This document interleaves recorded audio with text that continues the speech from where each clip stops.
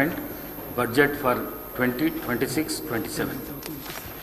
I request the Deputy Chief Minister to present the annual financial statement, budget for 2026-27. Deputy CM garu. Speaker sir, I beg to present the annual financial statement budget for 2026-27.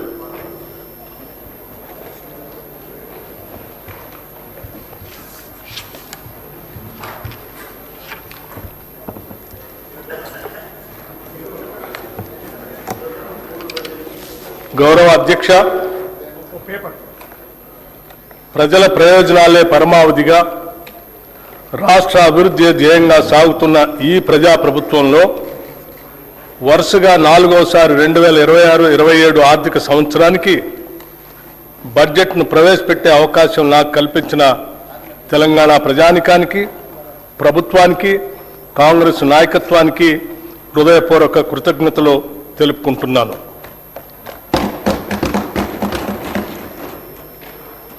ప్రతి పౌరుడికి సామాజిక, ఆర్థిక, రాజకీయ న్యాయం అందించడమే పరిపాలన లక్ష్యం. Doctor BR Ambedkar గారు అన్నట్లుగా డాక్టర్ బాబాసాహెబ్ అంబేద్కర్ చెప్పిన అడుగుజాడల్లోనే నడుస్తూ మా పాలన సాగిస్తున్నాం. మేం పాలకులం కాదు, ప్రజలకు సేవకులం. ప్రజలు మాకు అప్పగించిన ఈ అధికారాన్ని ఒక బాధ్యతగా భావించి ప్రజా సంక్షేమం, అభివృద్ధి ధ్యేయంగా రాష్ట్రాన్ని ప్రగతి పథంలో తీసుకుపోతున్నాం. మనల్ని మనం తెలుసుకునే ఉత్తమ మార్గం ఏమిటంటే ఇతరులకు సేవ చేయటంలో మనం మర్చిపోవటం అని ఆనాడు మహాత్మా గాంధీ చెప్పిన విషయాలను గుర్తు చేసుకుంటూ ఈ 2 ఏళ్ల పాలనలో ప్రజలకు మేమిచ్చిన వాగ్దానాలను, వారు మాపై పెట్టుకున్న ఆశలను సంతృప్తికరమైన స్థాయిలో నెరవేరుస్తూ వస్తున్నాం. గత ప్రభుత్వం చేసిన ఆర్థిక మరియు వ్యవస్థల విధ్వంసాన్ని సరిచేస్తూ పాత అప్పులను, వాటి వడ్డీలను కట్టుకుంటూనే పాలనను గాడిలో పెట్టాం. ఆర్థిక క్రమశిక్షణను పాటిస్తూనే ప్రజలకు ఇచ్చిన వాగ్దానాలను నెరవేర్చడానికి శక్తి వంచన లేకుండా కృషి చేస్తున్నాం. అభివృద్ధిలో తెలంగాణ రాష్ట్రాన్ని దేశంలోనే నెంబర్ 1 స్థానంలో నిలబెట్టాలన్నదే మా లక్ష్యం. అందుకోసమే అహర్నిశలు శ్రమిస్తున్నాం. ఈ 2 ఏళ్లలోనే రాష్ట్రానికి రికార్డు స్థాయిలో పెట్టుబడులు తీసుకురాగలిగాం. ధీరోదాత్తుడు ఎన్నడూ తనకు ఎదురైన అవరోధాలకు బెదరుడు. అవరోధాలనే అవకాశాలుగా మలుచుకొని ముందుకు సాగుతాడు.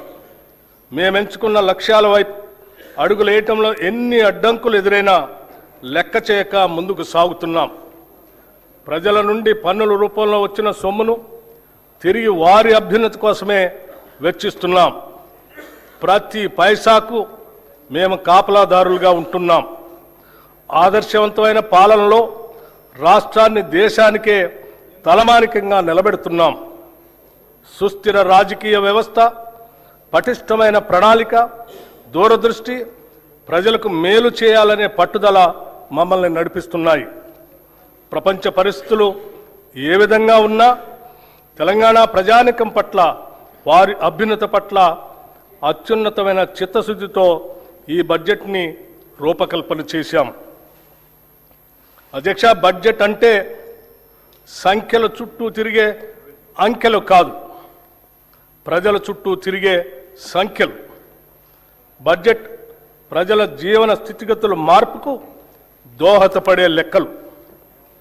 తెలంగాణ ప్రజల ఆశలు, ఆశయాలను నిజం చేసే సంకల్ప పత్రమే ఈ బడ్జెట్. రాష్ట్ర సమగ్రాభివృద్ధికి అద్దం పట్టేలా దీన్ని రూపొందించాం. రాజ్యాంగ విలువలకు కట్టుబడి పారదర్శకతతో పాలన సాగిస్తున్నాం. గొప్పల కోసం మేము అబద్ధాలు చెప్పం. ఈ ప్రభుత్వం వాస్తవాల పునాదుల మీద పనిచేస్తుంది. మభ్యపెట్టే మాయమాటలు చెప్పం. ప్రశ్నించిన వారిని దూషించడం మా నైజం కాదు. బాధ్యతతో ఎవరు ప్రశ్నించినా బాధ్యతతోనే వారికి సమాధానం చెప్తాం. అది ప్రజల పట్ల, ప్రజాస్వామ్యం పట్ల మాకున్న చిత్తశుద్ధి. అనేక సవాళ్లు మరియు ఆర్థిక ఒత్తిళ్లను ఎదుర్కొన్నప్పటికీ తెలంగాణ రాష్ట్రం బూడిదలోంచి ఫినిక్స్ పక్షి మళ్లీ లేచినట్లు అభివృద్ధి దిశగా వడివడిగా ముందుకు సాగుతుంది. ప్రజల సంకల్పం, ప్రభుత్వ దృఢ నిశ్చయంతో రాష్ట్ర ఆర్థిక వ్యవస్థకు పకడ్బందీగా పునాదులు వేస్తున్నాం. ఈ బడ్జెట్లో రైతు సంక్షేమం, మహిళల సాధికారిత, యువతకు ఉపాధి అవకాశాలు, నైపుణ్యాలతో కూడిన నాణ్యమైన విద్య, ఆరోగ్యం, విద్యార్థులకు పౌష్టికాహారం, మౌలిక వసతుల అభివృద్ధికి ప్రాధాన్యత ఇస్తూ తెలంగాణను సుస్థిరమైన అభివృద్ధి వైపుకు నడిపించేదిగా రూపొందించామని సగర్వంగా తెలియజేస్తున్నాం. తెలంగాణ అస్తిత్వానికి మరియు సంస్కృతికి, సాంప్రదాయాలకి, పండుగలకి మా ప్రభుత్వం పెద్దపీట వేసింది. తెలంగాణ రాష్ట్ర అవతరణ దినోత్సవ రోజున కవులు, కళాకారులు, ప్రముఖులను మా ప్రభుత్వం సత్కరించింది. అందశ్రీ రచించిన జయ జయ హే తెలంగాణ గీతాన్ని రాష్ట్ర గీతంగా ప్రకటించాం. తెలంగాణ తల్లి విగ్రహాన్ని రైతు, శ్రామిక, మహిళా రూపురేఖలతో స్థానిక సంప్రదాయాలు ఉట్టిపడేలా రూపొందించాం. తెలంగాణలో అతిపెద్ద గిరిజన జాతర అయిన మేడారం సమ్మక్క సారలమ్మ జాతరను అత్యంత వైభవంగా నిర్వహించాం. వనదేవతల గద్దెల ప్రాంగణాన్ని చారిత్రక కట్టడాల మాదిరిగా రాతితో నిర్మించాం. కోయ వంశీయుల చరిత్రను ఈ ప్రాంగణం గోడలపై చిహ్నాలుగా, బొమ్మలుగా ఆదివాసీ పద్ధతిలో చెక్కించాం.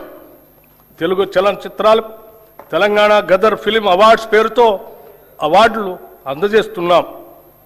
ఆక్స్ఫర్డ్, స్టాన్ఫోర్డ్ యూనివర్సిటీల తరహాలో మన యూనివర్సిటీల్లో కూడా విద్యా ప్రమాణాలు పెంచాలని ప్రభుత్వం సంకల్పించింది. ఉస్మానియా విశ్వవిద్యాలయం, జవహర్లాల్ నెహ్రూ సాంకేతిక విశ్వవిద్యాలయం, వీరనారి చాకలి ఐలమ్మ మహిళా విశ్వవిద్యాలయాలను అంతర్జాతీయ స్థాయి విద్యా సంస్థలుగా తీర్చిదిద్దేందుకు చర్యలు తీసుకుంటున్నాం. విద్యా, ఉద్యోగ అవకాశాలు మెరుగుపరచడం, పెట్టుబడులను ఆకర్షించడంపై మా ప్రభుత్వం ప్రత్యేక శ్రద్ధ కనపరిచింది. గౌరవ రాష్ట్ర ముఖ్యమంత్రి శ్రీ రేవంత్ రెడ్డి గారు మరియు గౌరవ మంత్రి శ్రీ దుద్దుల శ్రీధర్ బాబు గారు స్వయంగా జపాన్, సింగపూర్, దావోస్ పర్యటనకు వెళ్లి పారిశ్రామికవేత్తలతో సమావేశమై మెప్పించి ఒప్పించడం వల్ల గత 2 ఏళ్లలో లక్షల కోట్ల రూపాయలు పెట్టుబడుల్ని ఆకర్షించాం. రాష్ట్ర ఆర్థిక స్థితి 2025-26 ఆర్థిక సంవత్సరంలో తెలంగాణ స్థూల రాష్ట్ర దేశీయోత్పత్తి ప్రస్తుత ధరల ప్రకారం 17,82,198 కోట్ల రూపాయలు. గత సంవత్సరంతో పోలిస్తే వృద్ధి రేటు 10.7% నమోదు అయింది. ఇదే సమయంలో దేశ జీడిపి 3,57,13,886 కోట్ల రూపాయలు కాగా వృద్ధి రేటు 8% ఉంది. తెలంగాణ వృద్ధి రేటు దేశ సగటు వృద్ధి రేటు కంటే 2.7% ఎక్కువగా ఉంది. అదేవిధంగా దేశ జీడిపిలో రాష్ట్ర జిఎస్డిపి 5% వాటా కలిగి దేశానికి ఒక బలమైన గ్రోత్ ఇంజన్గా తెలంగాణ నిలుస్తుంది.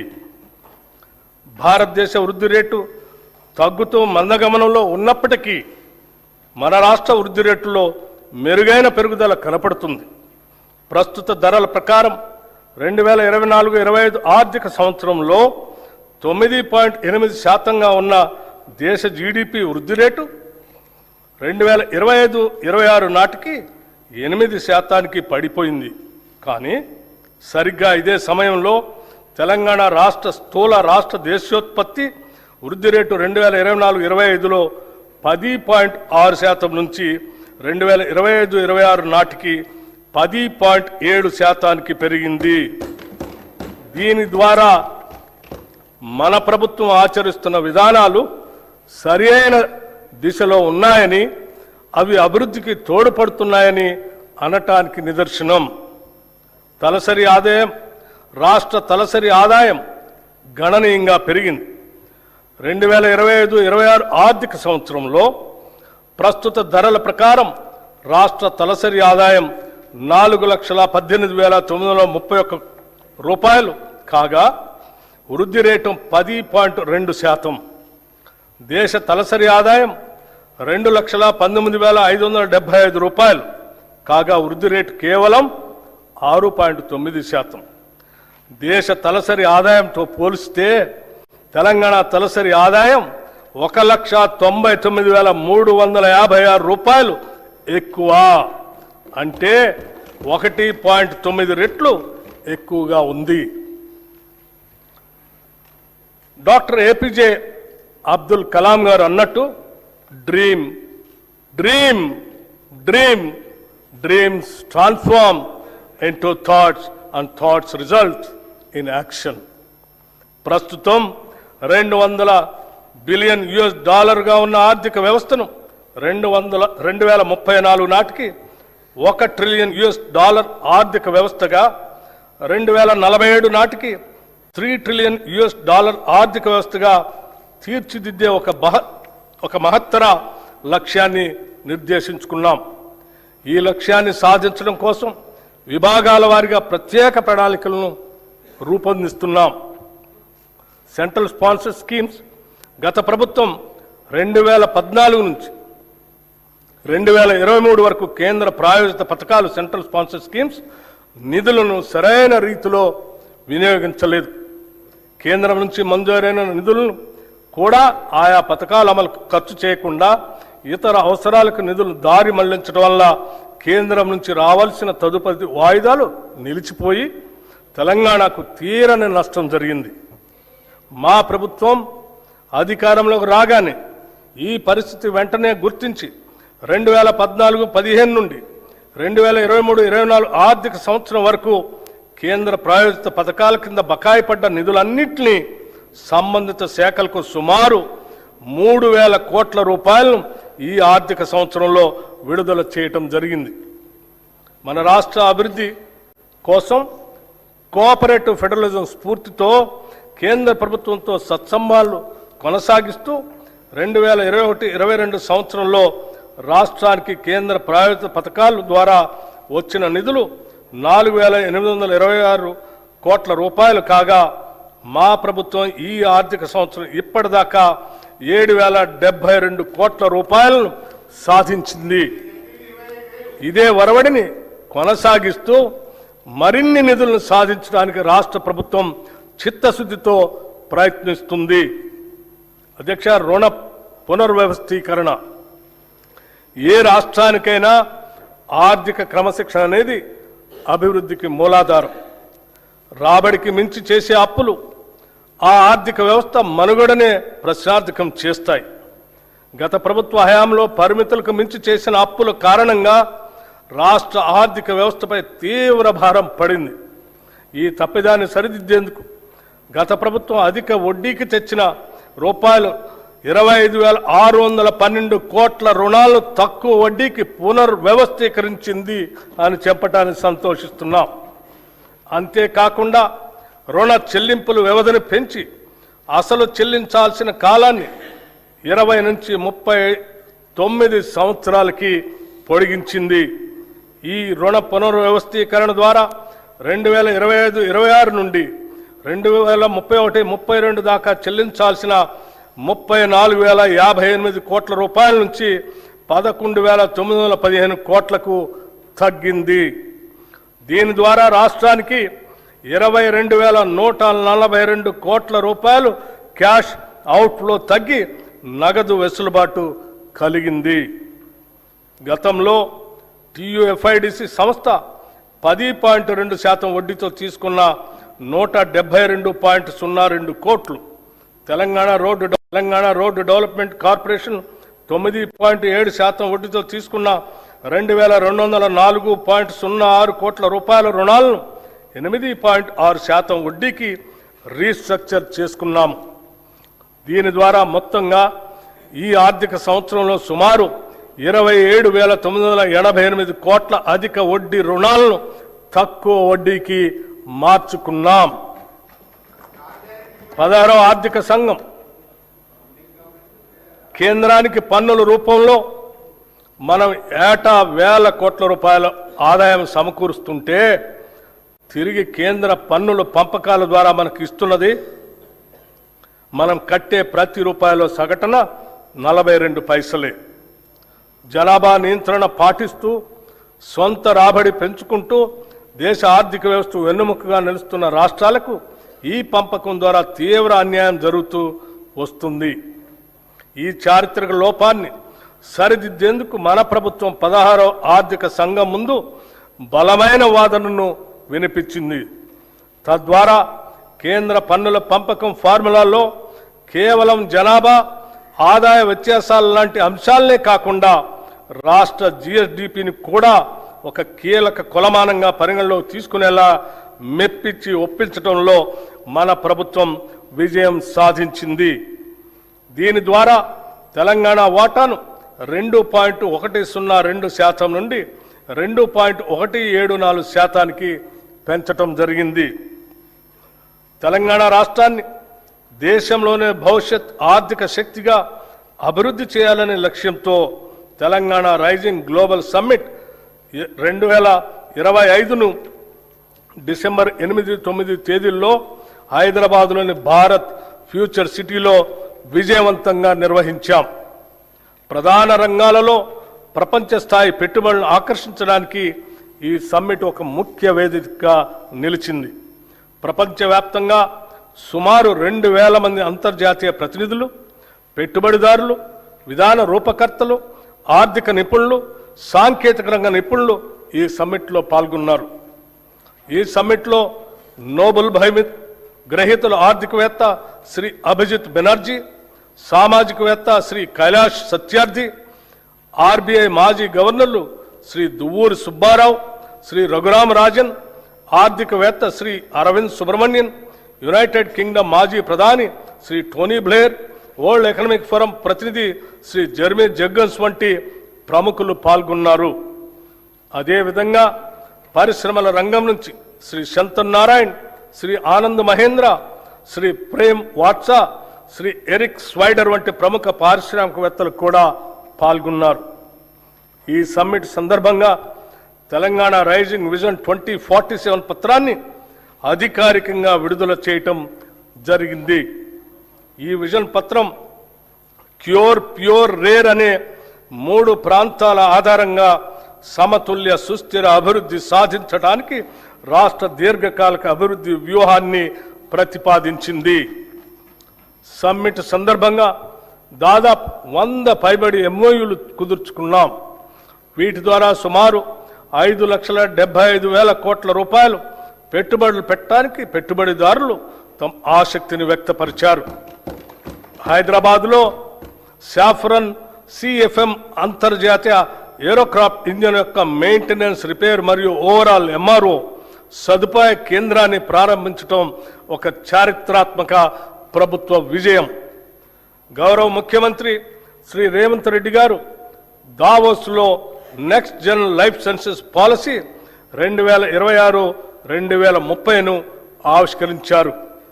ఈ పాలసీ లక్ష్యం 2030 నాటికి ఆర్టిఫిషియల్ ఇంటెలిజెన్స్ పరిశోధనాభివృద్ధి మరియు ఆధునిక తయారీ రంగాల్లో తెలంగాణను ప్రపంచంలో మొదటి 5 లైఫ్ క్లస్టర్లలో ఒకటిగా నిలపటం. ఈ రంగంలో ఇప్పటిదాకా 73,360 కోట్ల పెట్టుబడుల్ని ఆకర్షించాము.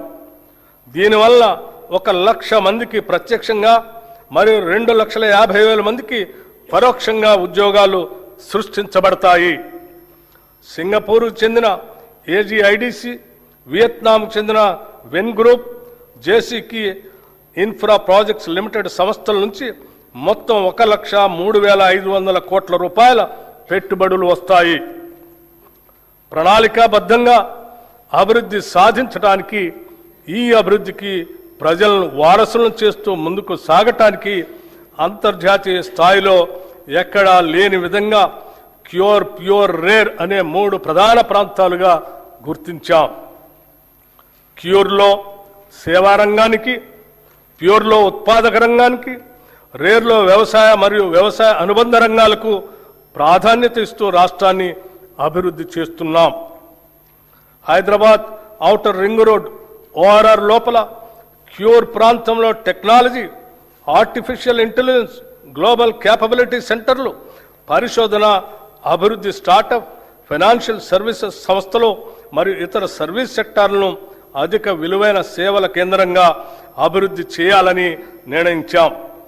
తెలంగాణలో పట్టణ జనాభా 2031 నాటికి 53.8% చేరుకునే అవకాశం ఉంది.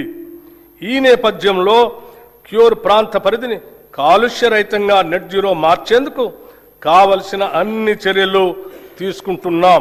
సందర్భంగా health policy, Hyderabad industrial lands transformation పాలసీని కింద కాలుష్య కారక పరిశ్రమలను ORR బయటికి తరలించేందుకు మరియు సింగిల్ యూజ్ ప్లాస్టిక్ వినియోగాన్ని నిషేధించేందుకు చర్యలు తీసుకుంటున్నాం. క్యూర్ పరిధిలో ప్రస్తుతం ఉన్న పెట్రోల్, డీజిల్ ఆటోలను రెట్రో ఫిట్టింగ్ ద్వారా ఎలక్ట్రిక్ వాహనాలుగా ప్రభుత్వ ఖర్చుతో మారుస్తాం. Peri urban region economy, outer ring road, regional ring road మధ్య ప్రాంతాన్ని మ్యానుఫ్యాక్చరింగ్ హబ్గా అభివృద్ధి చేయాలని లక్ష్యంగా పెట్టుకున్నాం. ఈ ప్రాంతంలో తయారీ పరిశ్రమలు, MSME క్లస్టర్లు, లాజిస్టిక్ హబ్లు, పారిశ్రామిక పార్కులు ఏర్పడేలా చర్యలు తీసుకుంటాం.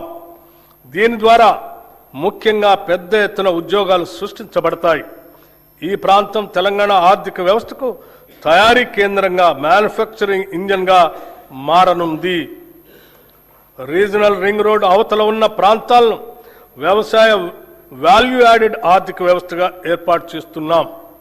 ఇందులో ఆహార ప్రాసెసింగ్ పరిశ్రమలు, విలువ ఆధారిత వ్యవసాయం, పర్యావరణ పర్యాటక రంగంపై ప్రత్యేక దృష్టి సారిస్తున్నాం.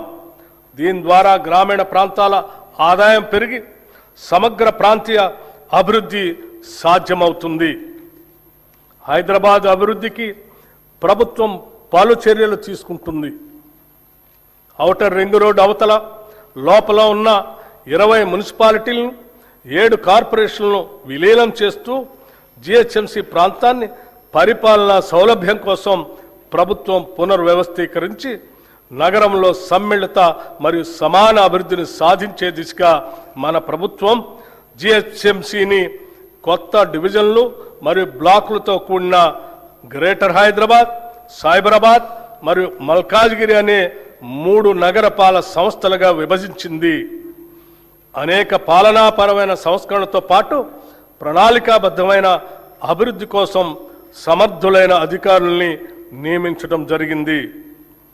ఈ పునర్వ్యవస్థీకరణ ద్వారా పరిపాలనా వికేంద్రీకరణ, స్థానిక స్థాయిలో జవాబుదారీతనం పెంపు, మౌలిక సదుపాయాల అభివృద్ధి మరియు పౌరులకు వేగవంతమైన సేవలు అందుబాటులోకి రానున్నాయి. ఈ 3 మున్సిపల్ కార్పొరేషన్లతో పాటు హైదరాబాద్ మెట్రోపాలిటన్ వాటర్ సంస్థ, హైడ్రా వంటి సంస్థలన్నింటినీ సమన్వయపరిచే ఒక సంస్థను ఏర్పాటు చేయడానికి తగిన చట్ట సవరణ చేయాలని నిర్ణయించాం. ప్రపంచవ్యాప్తంగా అతివేగంగా అభివృద్ధి చెందుతున్న గ్లోబల్ సిటీల జాబితాలో ఇప్పటిదాకా మన దేశంలో ఢిల్లీ, ముంబై వంటి పట్టణాలు మాత్రమే టాప్ 10 లిస్టులో ఉన్నాయి. ఇప్పుడు హైదరాబాద్ కూడా ఆ జాబితాలో చేరబోతున్నది. పోలీస్ కమిషనరేట్ పునర్వ్యవస్థీకరణ గురించి హైదరాబాద్ మహానగర ప్రాంతంలోని పోలీస్ వ్యవస్థ సామర్థ్యాన్ని బలోపేతం చేయటం కోసం ఈ ప్రాంత పోలీస్ వ్యవస్థ పరిధిని హైదరాబాద్, సైబరాబాద్, మల్కాజ్గిరి, ఫ్యూచర్ సిటీ అనే 4 కమిషనరేట్లుగా పునర్వ్యవస్థీకరించాము. హైదరాబాద్ గొప్ప చారిత్రక నగరంగా ప్రపంచవ్యాప్త గుర్తింపు కలిగి ఉంది. ఆనాటి కుతుబ్ షాహీల నుండి నిజాం పాలకుల వరకు ఆధునిక కాలంలో hitech city, outer ring road, Shamshabad విమానాశ్రయం వంటి అద్భుతాలతో ఈ నగరం నిరంతరం అభివృద్ధి చెందుతూనే ఉంది. నేడు గౌరవ ముఖ్యమంత్రి శ్రీ రేవంత్ రెడ్డి గారి దార్శనిక నాయకత్వంలో తెలంగాణ మరో చారిత్రాత్మక అడుగు వేస్తుంది. అదే 30,000 ఎకరాల్లో ఏర్పాటు చేసిన భారత్ ఫ్యూచర్ సిటీ.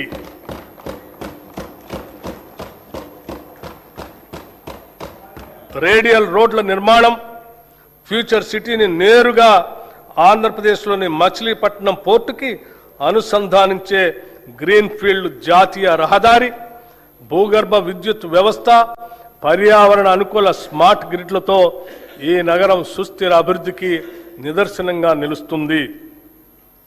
అంతర్జాతీయ ప్రమాణాలకు అనుగుణంగా నైపుణ్యం కలిగిన శ్రామిక శక్తిని తయారు చేయడం కోసం ఇక్కడ స్కిల్ యూనివర్సిటీని ఏర్పాటు చేశాం.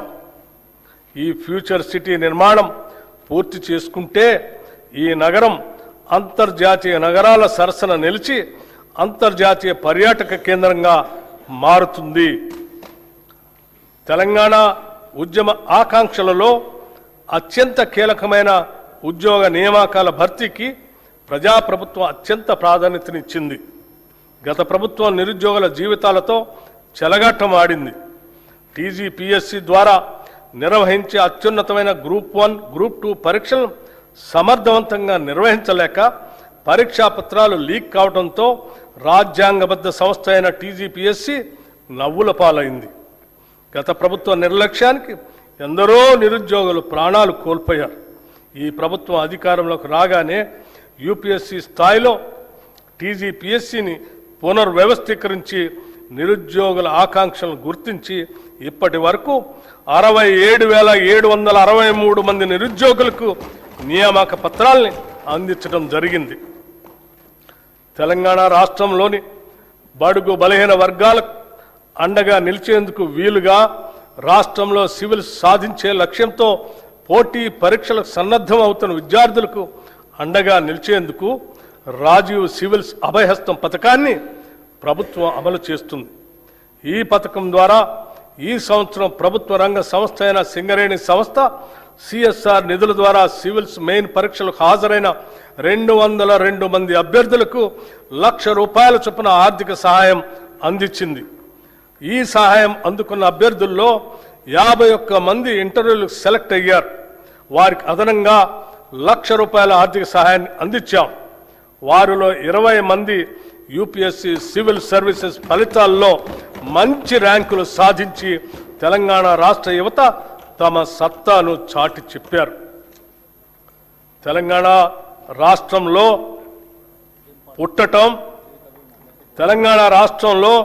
పుట్టటం ఇక్కడ జీవించటం ఒక వరం అనే విధంగా ప్రభుత్వం చర్యలు తీసుకుంటున్నది, సౌకర్యాలు కల్పిస్తున్నది. ఈ ప్రభుత్వం రాష్ట్రంలోని ప్రతి కుటుంబానికి భద్రత కల్పిస్తుంది. ఒక కుటుంబంలో ఆదాయం తెచ్చే వ్యక్తి దురదృష్టవశాత్తు అకస్మాత్తుగా దూరమైతే ఆ కుటుంబం పడే మానసిక వేదన ఒకటైతే వాళ్ళు ఎదుర్కొనే ఆర్థిక విపత్తు మరొకటి. ఒక్క సంఘటనతో ఆ కుటుంబం రోడ్డున పడుతుంది. ఆ భయం, ఆ అభద్రతా భావం ఏ ఒక్క తెలంగాణ బిడ్డకు ఉండకూడదన్నదే మా ప్రభుత్వ సంకల్పం. ప్రపంచంలోని ఏ అభివృద్ధి చెందిన దేశానికి సాధ్యం కాని రీతిలో కని విని ఎరుగని ఒక మహత్తర జీవిత బీమా పథకానికి ఈ బడ్జెట్లో శ్రీకారం చుడుతున్నాం. సామాజిక అంతరాలతో సంబంధం లేకుండా పేద మధ్యతరగతి ధనిక అనే తేడా చూడకుండా రాష్ట్రంలోని 1,15,00,000 కుటుంబాలకు ప్రతి కుటుంబానికి ₹5,00,000 జీవిత బీమా అందించే విధంగా జూన్ 2, 2026 నుండి ఇందిరమ్మ కుటుంబ జీవిత బీమా పథకంను నూతనంగా ప్రవేశపెడుతున్నాం.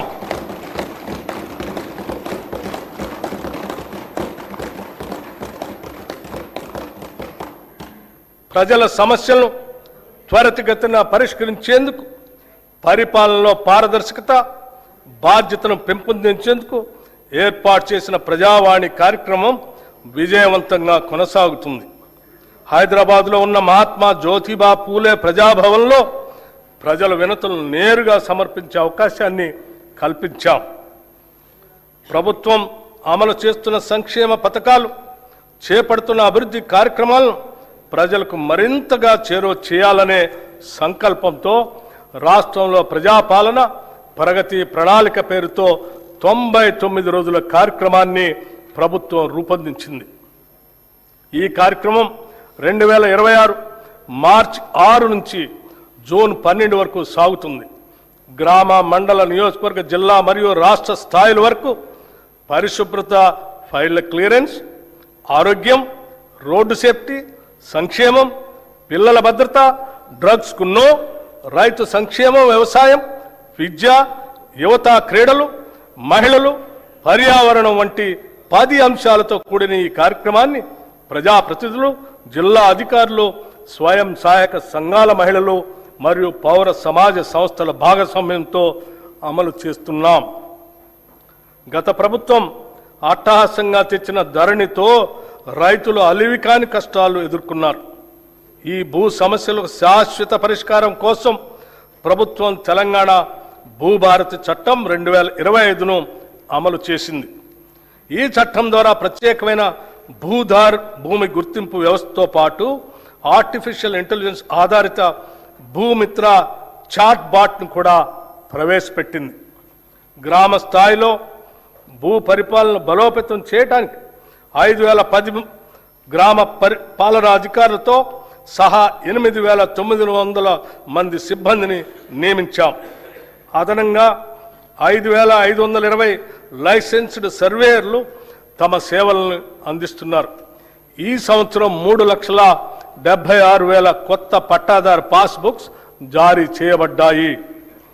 భూభారతి చట్టం అమలులో భాగంగా రిజిస్ట్రేషన్, రెవెన్యూ, సర్వే సేవలను ఒకే వేదికపై తీసుకుని వచ్చాము. దీంతో రైతుల సమస్యలకు త్వరిత పరిష్కారం అందించే అవకాశం కలిగింది. పార్లమెంట్, అసెంబ్లీ, నియోజకవర్గాల పునర్విభజన, పంచాయతీలు, పట్టణ స్థానిక సంస్థల ఏర్పాట్లు, రిజర్వేషన్ల అమలు వంటి ప్రజాస్వామ్య ప్రక్రియలకు మూలాధారమైన జనగణనను డిజిటల్ విధానంలో నిర్వహించేందుకు ఏర్పాట్లు ముమ్మరంగా సాగుతున్నాయి. తెలంగాణ రాష్ట్రం ఏర్పడిన తర్వాత జరుగుతున్న మొట్టమొదటి జనగణన ఇది. దీనిలో స్వీయ నమోదు, సెల్ఫ్ ఎన్యూమరేషన్ విధానం, కులగణన అంశం ఉన్నాయి. మొదటి దశ జనగణన 2026 మే 11 నుండి జూన్ 9 వరకు నిర్వహించబడుతుంది. సెల్ఫ్ ఎన్యూమరేషన్ ప్రక్రియ 2026 ఏప్రిల్ 26 నుండి మే 10 వరకు కొనసాగుతుంది. రెండవ దశ దేశవ్యాప్తంగా 2027 ఫిబ్రవరి 9 నుండి ఫిబ్రవరి 28 వరకు నిర్వహిస్తారు. తదుపరి మార్చి 1, 2027 తేదీని రిఫరెన్స్ డేట్గా తీసుకుంటారు. ప్రజల ఆకాంక్షలను దృష్టిలో ఉంచుకొని ఈ ప్రజా ప్రభుత్వం అభయహస్తం పేరుతో ప్రజాహిత పథకాలను అమలు పరుస్తుంది. కనీస సదుపాయాలు కూడా లేని వారికి ఉపయోగపడే విధంగా మహాలక్ష్మి, గృహజ్యోతి, ఇందిరమ్మ ఇళ్ళు, మహిళా శక్తి మిషన్ వంటి పథకాలు పేదల జీవితాల్లో వెలుగులు నింపుతున్నాయి. మహాలక్ష్మి పథకం మేము అధికారంలోకి వచ్చిన వెంటనే అమలు పరిచిన మొదటి వాగ్దానం. ఉచిత బస్సు ప్రయాణం. ఈ పథకం ద్వారా ప్రతిరోజు రాష్ట్రంలోని 34,37,000 మంది ఆడబిడ్డలు ఉచితంగా ఆర్టీసీ బస్సులో ప్రయాణిస్తున్నారు. ఇప్పటి వరకు ఈ పథకం ద్వారా రాష్ట్రంలోని మహిళలు 269,68,00,000 ఉచిత ప్రయాణాలు చేసి దాదాపు 9,222 కోట్ల రూపాయల్ని ఆదా చేసుకున్నారు. 500కే గ్యాస్ సిలిండర్. వంట గ్యాస్ సిలిండర్ భారం నుంచి మహిళలను ఉపశమనం కల్పించేందుకు 500 రూపాయలకే గ్యాస్ సిలిండర్ను అందించే పథకాన్ని ప్రభుత్వం ప్రారంభించింది. ఈ పథకం కింద రాష్ట్రంలో 42,90,000 కుటుంబాలకి లబ్ధి చేకూరింది. ఈ పథకం ద్వారా సుమారు 752 కోట్ల రూపాయలు మహిళలకు ఆదా అయింది. గృహజ్యోతి పథకం ద్వారా సుమారు 53,09,000 పేద మధ్యతరగతి కుటుంబాలకి 200 యూనిట్ల వరకు ఉచిత కరెంటు అందిస్తున్నాం. ఈ పథకం కింద ఇప్పటి వరకు 10,97,00,000 సున్నా బిల్లులు జారీ చేయబడ్డాయి. ఈ సబ్సిడీ కింద 3,900 కోట్ల 54 లక్షల రూపాయలు విద్యుత్ సంస్థలకు ప్రభుత్వం చెల్లించింది. చేయూత పథకానికి అర్హులైన వారికి 2 లక్షల నూతన పెన్షన్లు ఇవ్వటానికి మంజూరు చేస్తున్నాము. చేయూత పథకానికి అర్హులైన వారికి 2 లక్షల నూతన పెన్షన్లు మంజూరు చేస్తున్నాము. రాష్ట్రంలోని ఐకేపీ సంఘాల్లోని 1 కోటి మంది మహిళలను కోటీశ్వరం చేయాలనేది మా ప్రభుత్వ సంకల్పం. అందుకోసం 5 సంవత్సరాల్లో 1,00,000 కోట్ల రూపాయల మేరకు బ్యాంకు ద్వారా రుణాలను ఇప్పించే ప్రయత్నం చేస్తున్నాం. దీనిలో భాగంగా ఇప్పటికే 57,938 కోట్ల రూపాయల రుణం ఇప్పించడం జరిగింది. వడ్డీ లేని రుణాల పథకం కింద 2023 డిసెంబర్ నుండి ఈనాటి వరకు పట్టణ గ్రామీణ సెల్ఫ్ హెల్ప్ గ్రూప్స్ కి 1,329 కోట్ల వడ్డీ రాయితీని విడుదల చేయటం జరిగింది. రాష్ట్రంలో 67 లక్షల మహిళలతో ఐకేపీ బలమైన స్వయం సహాయక సంఘాల నెట్వర్క్ గా ఏర్పడింది. మహిళా సంఘాలతో శిల్పారామంలో 106 స్టాళ్లతో ఇందిరా మహిళా శక్తి బజార్ ఏర్పాటు చేశాం. ఈ సముదాయం యొక్క ఉత్పత్తులు 7,68 లక్షలకి చేరాయి. సెల్ఫ్ హెల్ప్ గ్రూప్స్ ద్వారా 600 బస్సులను కొనుగోలు చేసి టీజీఎస్ఆర్టీసీకి అద్దెకి ఇవ్వటానికి ప్రభుత్వం నిర్ణయించి మొదటి దశలో 177,84 లక్షల రూపాయలతో 494 బస్సుల్ని కొనుగోలు చేసింది.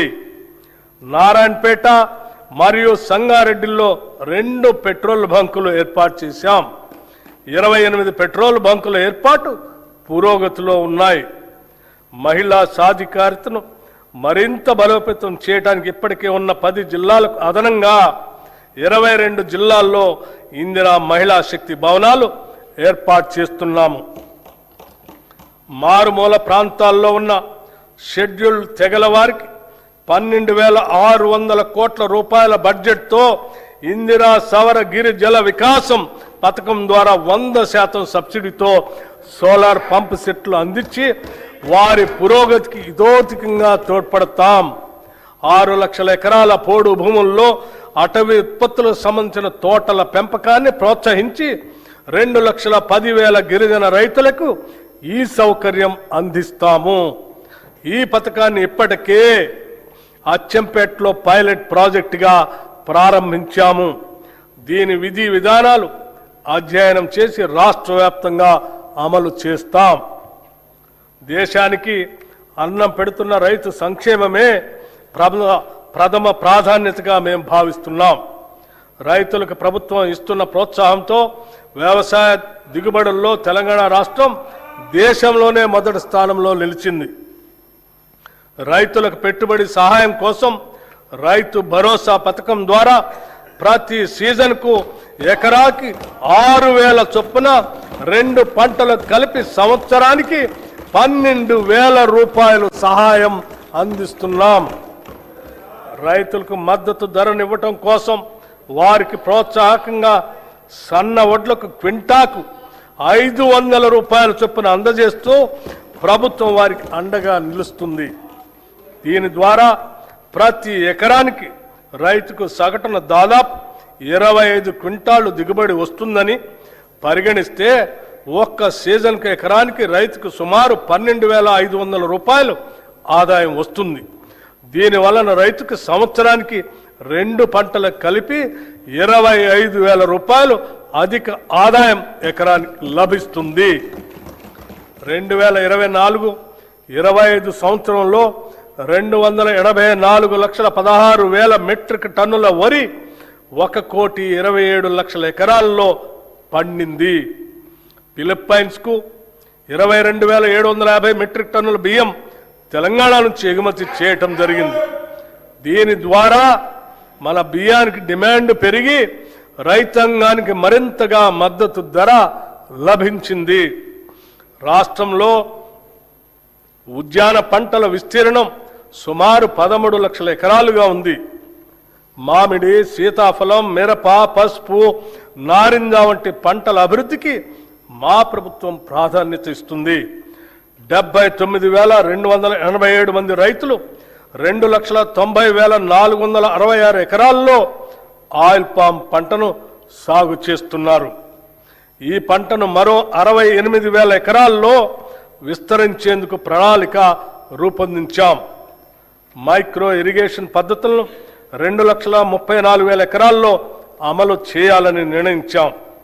ఈ బడ్జెట్లో వ్యవసాయం, రైతు సంక్షేమానికి 23,179 కోట్ల రూపాయలు ప్రతిపాదిస్తున్నాం.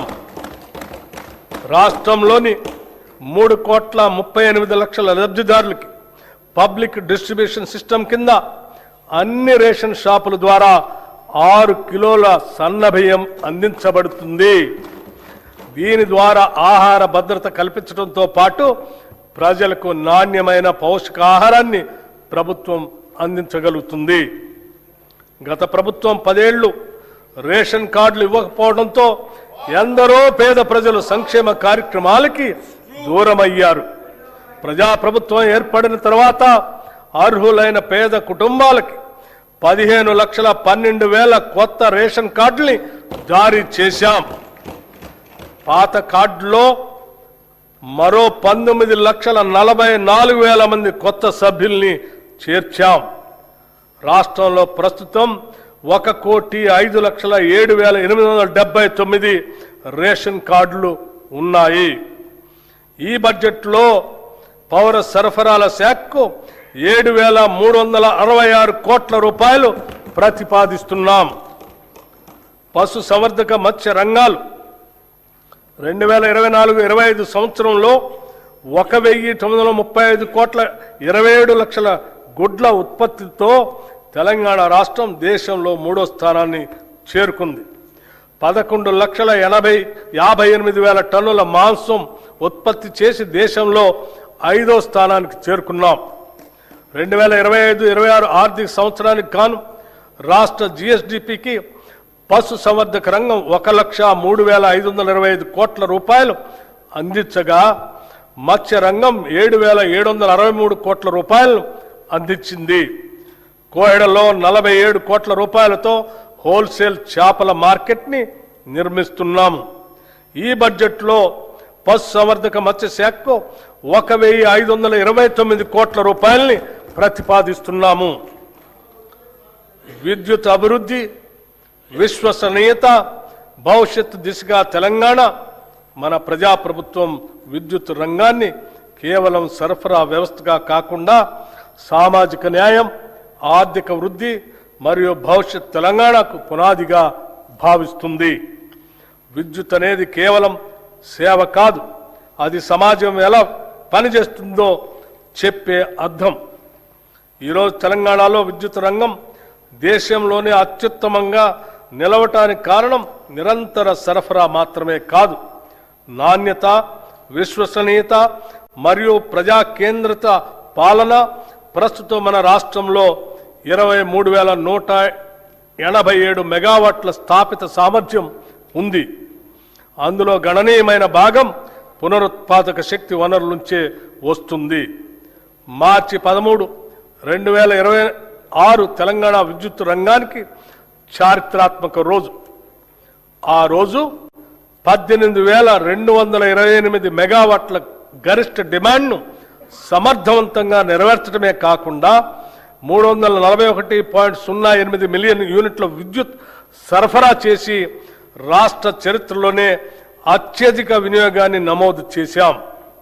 అంతేకాదు, ప్రతి వ్యక్తికి విద్యుత్ వినియోగం 2,508 యూనిట్లు ఉండగా ఇది దేశ సగటు కంటే చాలా ఎక్కువ. ఇది తెలంగాణ అభివృద్ధి వేగాన్ని స్పష్టంగా చూపించే సూచిక.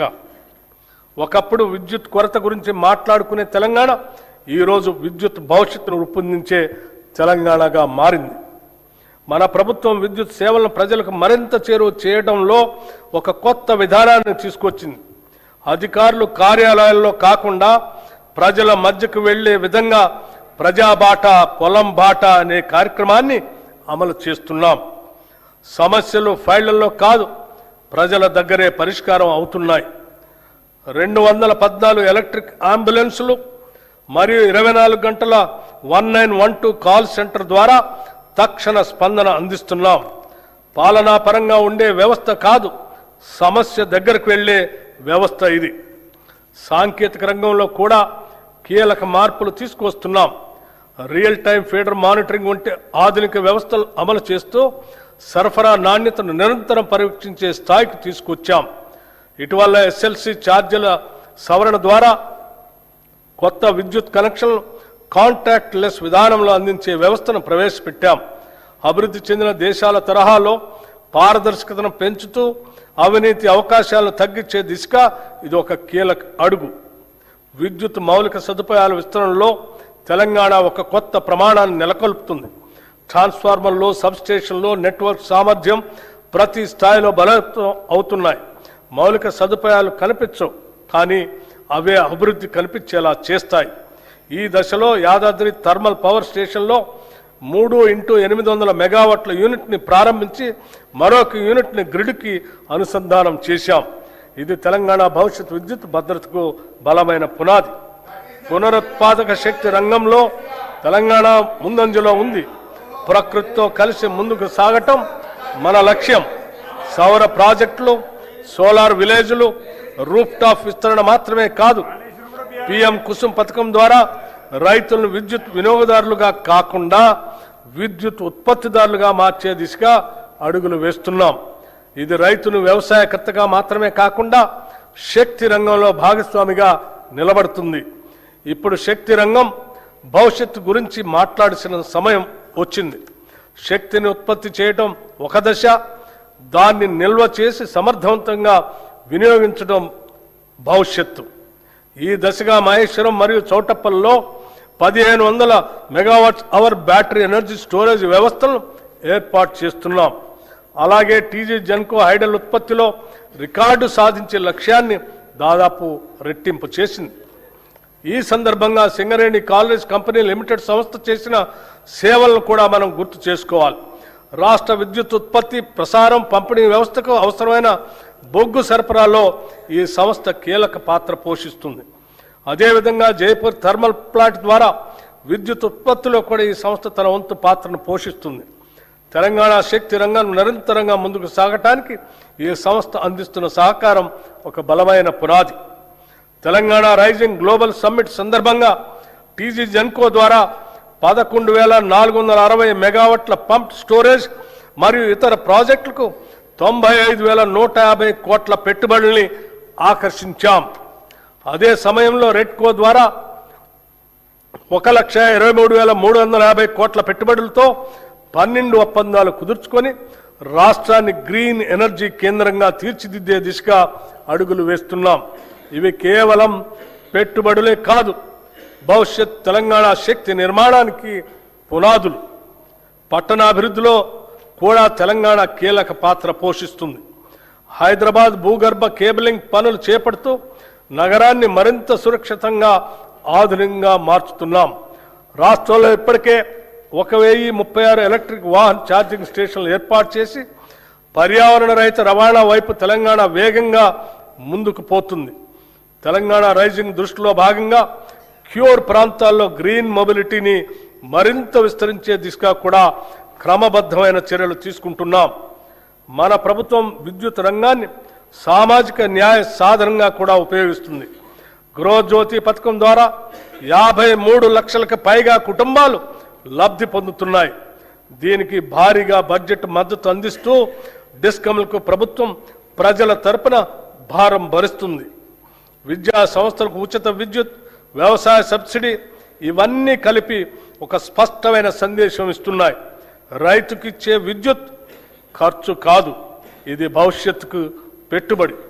రైతు డిస్కమ్ ఏర్పాటు ద్వారా వ్యవసాయానికి మరింత కేంద్రీకృత మరియు నాణ్యమైన సేవలు అందించే దిశగా ముందుకు సాగుతున్నాం. చీకటి పోవటం అంటే కేవలం వెలుగు రావటం కాదు, ప్రజల్లో నమ్మకం పెరగటం. మన లక్ష్యం స్పష్టంగా ఉంది. ప్రతి ఇంటికి విద్యుత్, ప్రతి రైతుకి భరోసా, ప్రతి పరిశ్రమకు శక్తి, ప్రతి పౌరునికి నాణ్యమైన సేవ, విద్యుత్ సరఫరా చేయటం మన బాధ్యత. భవిష్యత్ తెలంగాణను శక్తివంతం చేయటం మన సంకల్పం. ఈ బడ్జెట్లో విద్యుత్ శాఖకు 21,285 కోట్ల రూపాయలు ప్రతిపాదిస్తున్నాం. మహాత్మా జ్యోతిరావు పూలే గారు చెప్పినట్లు చదువు లేకపోతే జ్ఞానం రాదు, జ్ఞానం లేకపోతే నైతిక విలువలు ఉండవు, నైతిక విలువలు లేకపోతే అభివృద్ధి సాధ్యం కాదు. సమాజంలోని అట్టడుగు వర్గాలకు చదువు ఒక్కటే ఉంటే ఇవన్నీ లభిస్తాయి. నిజమైన విద్య సాధికారతనిస్తుంది. యంగ్ ఇండియా ఇంటిగ్రేటెడ్ రెసిడెన్షియల్ పాఠశాల ఏ దేశ భవిష్యత్తు అయినా విద్యతోనే నిర్మితమవుతుంది. ఈ సత్యాన్ని గుర్తించిన ప్రభుత్వం విద్యారంగంలో చారిత్రాత్మక మార్పులు తీసుకొచ్చే దిశగా అడుగులు వేస్తుంది. నాణ్యమైన నైపుణ్యం కలిగిన విద్యను అందించాలనే సంకల్పంతో అన్ని అసెంబ్లీ నియోజకవర్గాల్లో యంగ్ ఇండియా ఇంటిగ్రేటెడ్ రెసిడెన్షియల్ పాఠశాలని మంజూరు చేయాలని నిర్ణయించాం.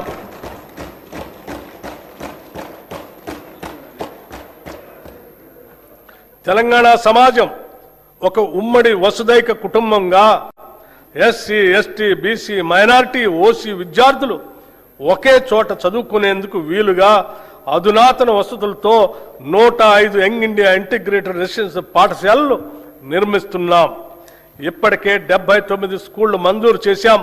40 చోట్ల నిర్మాణ పనులు వివిధ దశల్లో ప్రారంభమయ్యాయి.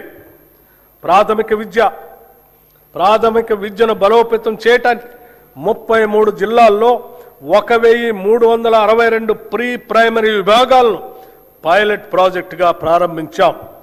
రాబోయే విద్యా సంవత్సరంలో ఈ కార్యక్రమాన్ని 2,000 నుండి 2,500 ప్రభుత్వ పాఠశాలలకు విస్తరించేందుకు ప్రణాళిక సిద్ధం చేస్తున్నాం. బాలికల విద్యను ప్రోత్సహించేందుకు 2025-26 విద్యా సంవత్సరంలో 93 కస్తూర్బా గాంధీ బాలిక విద్యాలయాలను young India institutes of excellence గా ప్రకటించి 120 కేజీబీవీలను ఇంటర్మీడియట్ స్థాయికి పెంచాం. తెలంగాణ పబ్లిక్ స్కూల్స్ ఎంపిక చేసిన ప్రస్తుత ప్రభుత్వ పాఠశాలను ఆధునిక మౌలిక సదుపాయాలు, శిక్షణ పొందిన ఉపాధ్యాయులు, డిజిటల్ సదుపాయాలు, ప్రత్యేక రవాణా వ్యవస్థలతో అన్ని వనరులతో కూడిన క్యాంపస్ గా అభివృద్ధి చేయాలని ప్రతిపాదించాం. ప్రీ ప్రైమరీ నుండి 12వ తరగతి వరకు 1,500 మంది విద్యార్థులకు విద్య అందించబడుతుంది తెలంగాణ పబ్లిక్ స్కూల్స్ లో. అధ్యక్ష, విద్యార్థులకు పౌష్టికాహారం మానవ మనుగడకు అంతిమ లక్ష్యం మేధస్సును పెంపొందించుకోవటమే. ఈ కార్యక్రమాల ద్వారా తెలంగాణ ప్రభుత్వం ప్రతి బిడ్డ, ప్రతి బాలిక, ప్రతి విద్యార్థి కలలకు జీవం పోస్తుంది. తెలంగాణ విద్యార్థులు ఎదిగితే తెలంగాణ రాష్ట్రమే దేదీప్యమానంగా ఎదుగుతుంది. ఈ ఉద్దేశాన్ని సాధించడం కోసం మా ప్రభుత్వం విద్యార్థుల పోషణ, విద్యా ఫలితాలను మెరుగుపరచడానికి వీలుగా 2 నూతన పథకాలు ఈ బడ్జెట్లో ప్రవేశపెడుతున్నాం. విద్యార్థులకి బ్రేక్ఫాస్ట్ పథకం 2026-27 విద్యా సంవత్సరం నుంచి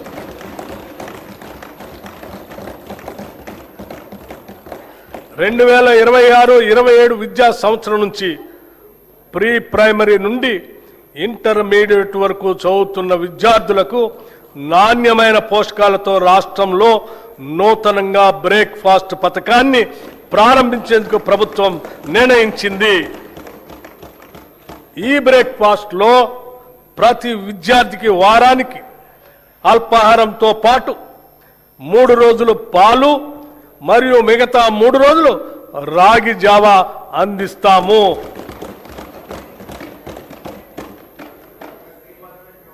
This landmark initiative will improve nutrition and health outcomes, increase attendance and punctuality, reduce dropouts and absenteeism. It will ease the burden on working parents. In simple words, no child in Telangana should begin a school day on an empty stomach.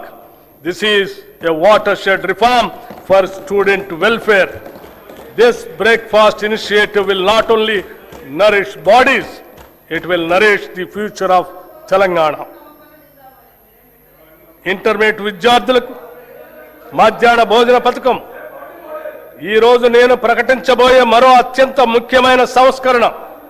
ప్రభుత్వ junior కళాశాలల్లో intermediate అభ్యసిస్తున్న మన విద్యార్థులకు కూడా ఇకపై నూతనంగా మధ్యాహ్న భోజన పథకాన్ని విస్తరిస్తున్నాం.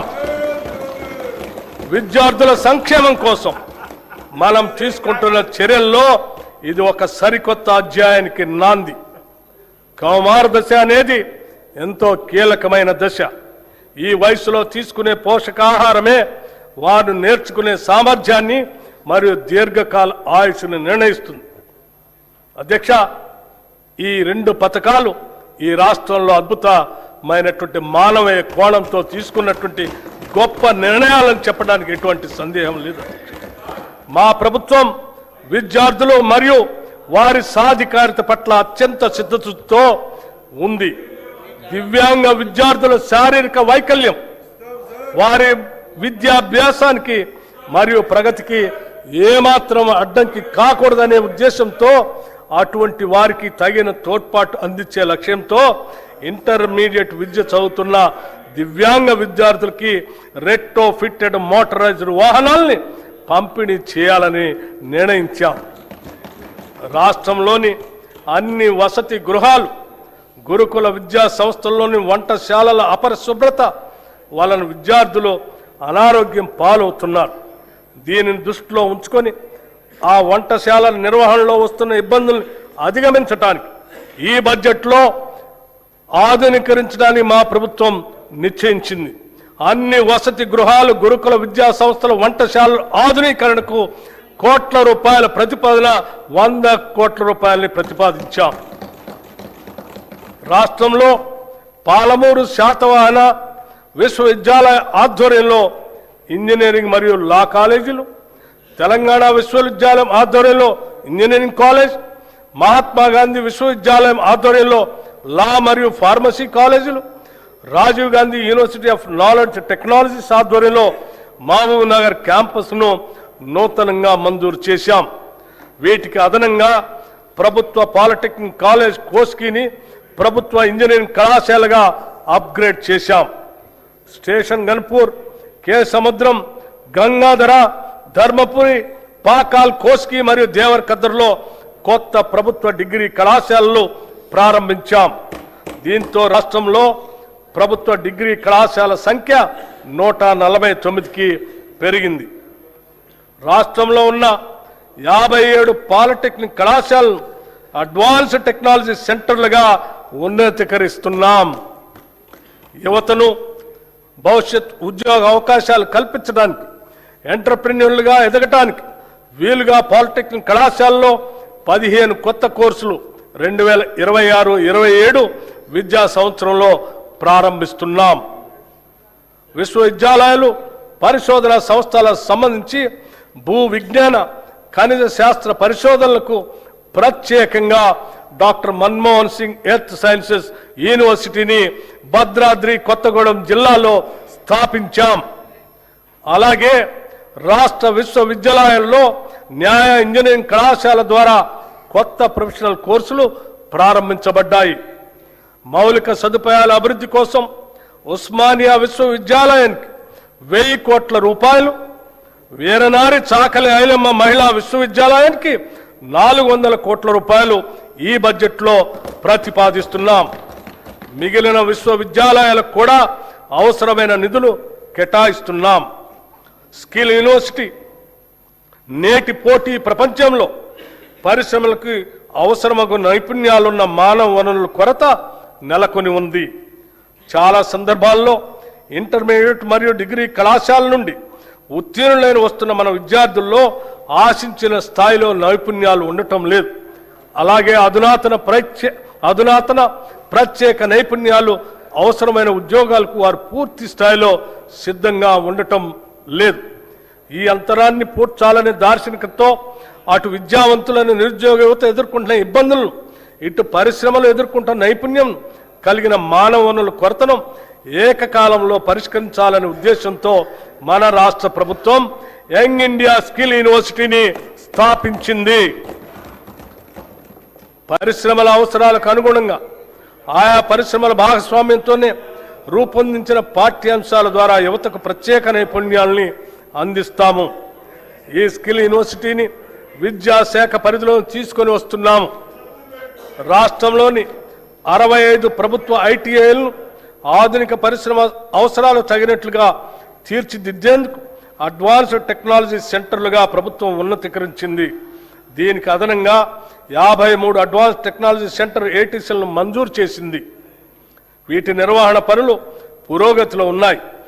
దీంతో మొత్తం 118 అడ్వాన్స్డ్ టెక్నాలజీ సెంటర్లు అందుబాటులోకి వస్తున్నాయి. అడ్వాన్స్ టెక్నాలజీ సెంటర్లో శిక్షణ పొందుతున్న ట్రైనీలకి ప్రతి నెల 2,000 రూపాయలు స్కాలర్షిప్ రూపంలో ఇవ్వాలని ప్రభుత్వం నిర్ణయించింది. నైపుణ్యాలకు సంబంధించిన అన్ని సంస్థలను ఒకే గొడుగు కిందకు తీసుకొని రావటానికి అడ్వాన్స్డ్ టెక్నాలజీ సెంటర్లు, పాలిటెక్నిక్ కళాశాలలు మరియు టామ్కామ్లను ఈ స్కిల్ యూనివర్సిటీ పరిధిలోకి తీసుకొస్తాం. యువతను బ్లూ కాలర్ ఉద్యోగాల కోసం సన్నద్ధం చేసేలా ఉస్మానియా యూనివర్సిటీ, జేఎన్టీయూ తదితర విద్యా సంస్థల తరహాలో ఈ విశ్వవిద్యాలయాన్ని తయారు చేయటమే మా ప్రధాన ఉద్దేశ్యం. 2047 నాటికి రాష్ట్ర ఆర్థిక వ్యవస్థను $3 ట్రిలియన్ స్థాయికి చేర్చాలనే మహోన్నత లక్ష్యంతో ఉన్నాం. ఇందుకు మనకు భారీ సంఖ్యలో నైపుణ్యం కలిగిన మానవ వనరులు అవసరం.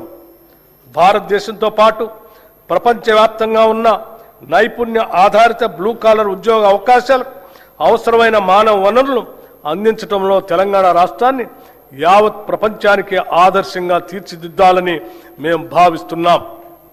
పిల్లల భవిష్యత్తు కోసం తీసుకునే నిర్ణయాలు ఎప్పుడూ ఖర్చు కాదు, అవి పెట్టుబడులు మాత్రమే.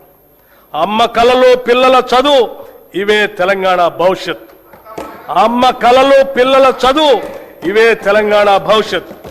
ఈ బడ్జెట్లో విద్యారంగానికి 26,674 కోట్ల రూపాయలు ప్రతిపాదిస్తున్నాం.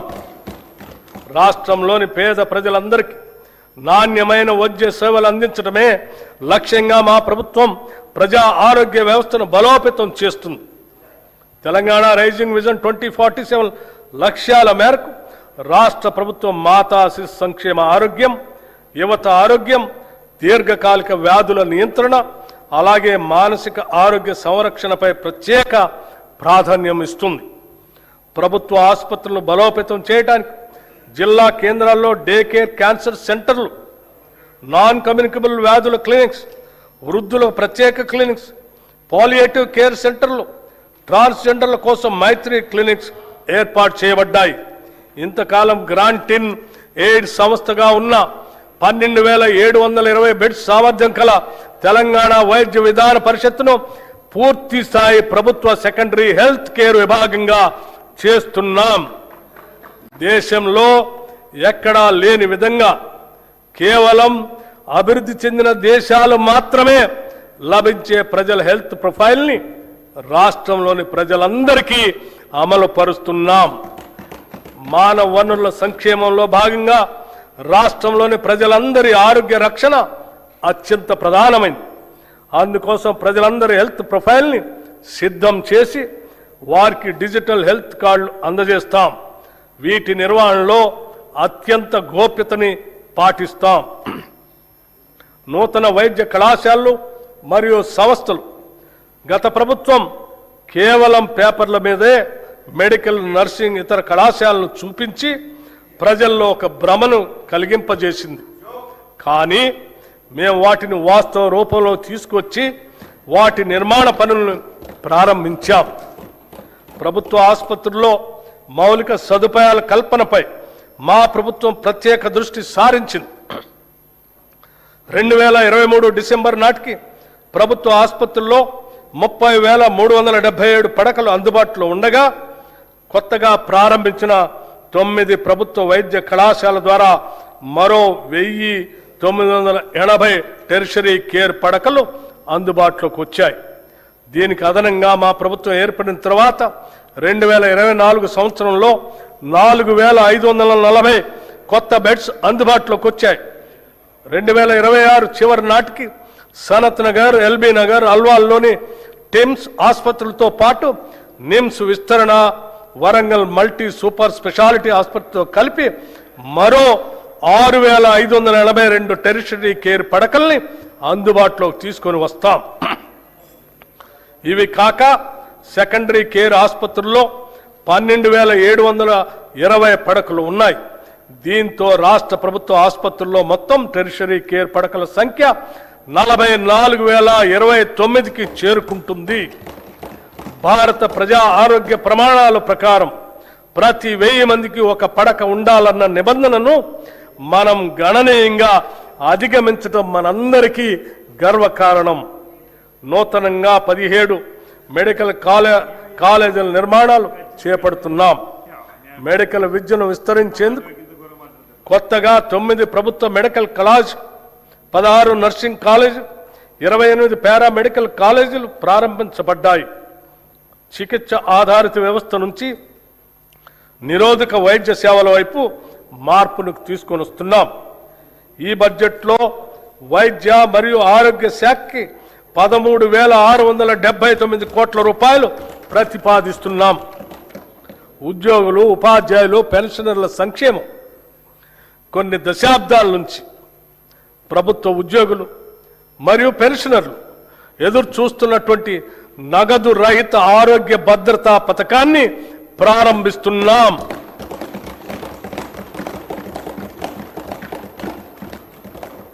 ఈ పథకం ఉద్యోగస్తులు, పెన్షనర్లు, వారిపై ఆధారపడిన కుటుంబ సభ్యులు అందరికీ వర్తిస్తుంది. ఇది ప్రభుత్వ ఉద్యోగస్తులకి, పెన్షనర్లకి ఈ ప్రభుత్వం కల్పిస్తున్న భద్రత మరియు భరోసా. ఈ నగదు రహిత ఆరోగ్య భద్రత పథకాన్ని రాజీవ్ ఆరోగ్యశ్రీ ట్రస్ట్ ద్వారా అమలు చేస్తాం. ప్రభుత్వ ఆసుపత్రులతో పాటు 421 ఎంపానెల్ ప్రైవేట్ ఆసుపత్రుల్లో 1998 వ్యాధులకు ఈ పథకం ద్వారా చికిత్సను పొందవచ్చు. ప్రతి ఉద్యోగికి డిజిటల్ హెల్త్ కార్డు అందిస్తాం. ఈ పథకం ద్వారా దాదాపు 23,51,000 మంది ప్రభుత్వ ఉద్యోగస్తులు, పెన్షనర్లు, వారిపై ఆధారపడిన కుటుంబ సభ్యులు లబ్ధి పొందుతారు. ఉద్యోగుల భద్రత కోసం దేశంలోనే తొలిసారిగా సమగ్ర ప్రమాద బీమా పథకాన్ని ప్రవేశపెట్టాం. ఈ పథకం ద్వారా రాష్ట్రంలో పనిచేస్తున్న ప్రభుత్వ ఉద్యోగులు, పెన్షనర్లు ప్రమాదవశాత్తు దురదృష్టంగా మరణిస్తే 1,20,00,000 రూపాయల ప్రమాద బీమా వర్తిస్తుంది. 60 ఏళ్ల వరకు 10 లక్షల రూపాయల టర్మ్ లైఫ్ ఇన్సూరెన్స్ కూడా వర్తిస్తుంది. విమాన ప్రమాదంలో మరణిస్తే అదనంగా 2 కోట్ల రూపాయలు అదనపు కవరేజ్ లభించే విధంగా ఈ పథకాన్ని రూపకల్పన చేశాం. ఈ పథకం 7,57,000 ప్రభుత్వ ఉద్యోగులు మరియు పెన్షనర్లకి వర్తిస్తుంది. అంగన్వాడీ టీచర్లు, హెల్పర్లు పదవీ విరమణ ప్రయోజనాలు మంజూరు చేస్తూ టీచర్లకు 2 లక్షల రూపాయలు, హెల్పర్లకు 1,00,000 రూపాయలు ఇస్తున్నాం. 60 ఏళ్ల వయసులో స్వచ్ఛందంగా విధుల్లోంచి విరమించుకున్న వారికి కూడా ఈ ప్రయోజనాలు అందుతాయి. ఈ ప్రజాప్రభుత్వం ఉద్యోగులకి, పెన్షనర్లకి పూర్తి స్థాయిలో భరోసా, నమ్మకం కలిగిస్తుందనటానికి ఇది నిదర్శనం. కార్మిక సంక్షేమం. తెలంగాణ కార్మిక శక్తిని బలోపేతం చేయటం, కార్మిక సంక్షేమం, పారిశ్రామిక అనుకూలత, పని ప్రదేశంలో భద్రత కల్పించడం ద్వారా వారి అన్ని విధాలా ప్రభుత్వం సహకరిస్తుంది. టీ-గేట్ డిజిటల్ ప్లాట్ఫామ్ నైపుణ్యాభివృద్ధి, కెరీర్ మార్గదర్శనం, ఉద్యోగ అనుసంధాన సేవలు అందిస్తుంది.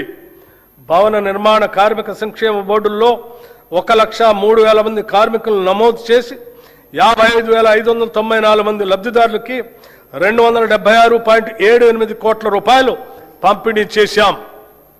సీఎం ఓవర్సీస్ ఎంప్లాయ్మెంట్ ప్రోగ్రాం రాష్ట్ర యువతకి సురక్షితమైన విదేశీ ఉపాధి అవకాశాలు కల్పించేందుకు వీలుగా ఏర్పాటు చేసిన Telangana overseas man power company limited ద్వారా UAE, Germany, Japan, UK, Canada వంటి 16 దేశాల్లో సుమారు 13,930 మంది యువతకు ఉద్యోగ అవకాశాలు కల్పించింది. ఈ కార్యక్రమాన్ని మరింత సమర్థవంతంగా నిర్వహించేందుకు వీలుగా సీఎం ఓవర్సీస్ ఎంప్లాయ్మెంట్ ప్రోగ్రాంని ప్రారంభిస్తున్నాం. రాష్ట్ర యువతకి వివిధ రంగాల్లో తగిన నైపుణ్య శిక్షణను మరియు వారికి ఉపాధి లభించిన ఆయా దేశాలకు సంబంధించిన భాషా జ్ఞానంలో శిక్షణ ఇప్పించడం, వారికి వీసా మార్గదర్శకత మరియు విదేశ ప్రయాణానికి కావలసిన రక్షణను ఇచ్చి విదేశాలలో ఆరోగ్య సేవలు, హాస్పిటాలిటీ, నిర్మాణ పనులు, లాజిస్టిక్స్ వంటి రంగాలలో ఉద్యోగ అవకాశాలు కల్పించడం ఈ సంస్థ ఉద్దేశ్యం. ఈ బడ్జెట్లో కార్మిక సంక్షేమ శాఖకు 998 కోట్ల రూపాయలు ప్రతిపాదిస్తున్నాం. మహిళా శిశు సంక్షేమం ఒక దేశం యొక్క పురోగతి అక్కడ మహిళల స్థితి ద్వారా కొలవబడుతుంది అని మహాత్మా గాంధీ గారు చెప్పినట్టు 3 నుండి 6 సంవత్సరాల వయసు గల చిన్నారుల ఉజ్వల భవిష్యత్తు కోసం రాష్ట్ర వ్యాప్తంగా ఉన్న 35,781 అంగన్వాడీ కేంద్రాల ద్వారా ఆధారశిల పాఠ్యాంశాల ద్వారా సుమారు 4 లక్షల మంది చిన్నారులకి అత్యుత్తమ ప్రీ ప్రైమరీ విద్యను ఉచితంగా అందించడంతో పాటు 2 జతల యూనిఫామ్లు అందిస్తున్నాం. బాల భరోసా పథకం ద్వారా అప్పుడే పుట్టిన బిడ్డ నుంచి 5 ఏళ్ల లోపు వయసున్న చిన్నారులలో పుట్టుకతో వచ్చే శారీరక, మానసిక వైకల్యాలు లేదా ఎదుగుదలలో ఉండే లోపాలను తొలి దశలోనే గుర్తించడం ద్వారా వారికి అవసరమైన వైద్య చికిత్సలు అందించి భవిష్యత్తులో అవి శాశ్వత వైకల్యాలుగా మారకుండా నివారించి వారి తల్లిదండ్రులకి కొన్నంత భరోసాని ఇస్తుంది. దివ్యాంగుల మధ్య జరిగే వివాహాన్ని ప్రోత్సహిస్తూ తమ వైవాహిక జీవితాన్ని సంతోషంగా ప్రారంభించేందుకు వీలుగా 2 లక్షల నగదును మన ప్రభుత్వం కానుకగా అందిస్తుంది. స్టేట్ న్యూట్రిషన్ మిషన్ ద్వారా మన పట్టణాల్లోని పేదలకు అదనపు పౌష్టికాహారాన్ని అందించే లక్ష్యంతో ఈ ఏడాది కొత్తగా 274 మొబైల్ అంగన్వాడీ కేంద్రాలను ఏర్పాటు చేయబోతున్నాం. పాలనా పథకం ద్వారా పనిచేసే మహిళల పిల్లల కోసం రాష్ట్ర వ్యాప్తంగా 500 అంగన్వాడీ కమ్ క్రష్ సెంటర్లు ప్రారంభిస్తున్నాం. ఈ కేంద్రాల ద్వారా పిల్లలకు పౌష్టికాహారంతో పాటు డే కేర్ సేవలు అందించి వారిని జాగ్రత్తగా చూసుకోవటం జరుగుతుంది. రాష్ట్రంలోనే మొట్టమొదటిసారిగా వృద్ధుల సంక్షేమం కోసం 37 ప్రణామ్ డే కేర్ సెంటర్ని మంజూరు చేశాం. ఈ బడ్జెట్లో మహిళా శిశు సంక్షేమానికి 3,143 కోట్ల రూపాయలు ప్రతిపాదిస్తున్నాం. షెడ్యూల్డ్ కులాలు, తెగల సంక్షేమం డాక్టర్ బిఆర్ అంబేద్కర్ గారు చెప్పినట్లు రాజకీయ ప్రజాస్వామ్యం సామాజిక ప్రజాస్వామ్యంగా మారనంత కాలం స్వాతంత్రానికి అర్థం లేదు. అంతరాలు లేని సమాజం కోసం మా ప్రభుత్వం నిరంతరం కృషి చేస్తుంది. షెడ్యూల్డ్ కులాలు, షెడ్యూల్డ్ తెగలకు సామాజిక న్యాయం చేయాలనేది మా ప్రభుత్వం ముఖ్య ఉద్దేశం. వసతి పాఠశాలలు, నైపుణ్యాభివృద్ధి కార్యక్రమాల ద్వారా షెడ్యూల్డ్ కులాలు, షెడ్యూల్డ్ తెగలకు ఉద్యోగ అవకాశాలు కల్పించడానికి కృషి చేస్తున్నాం.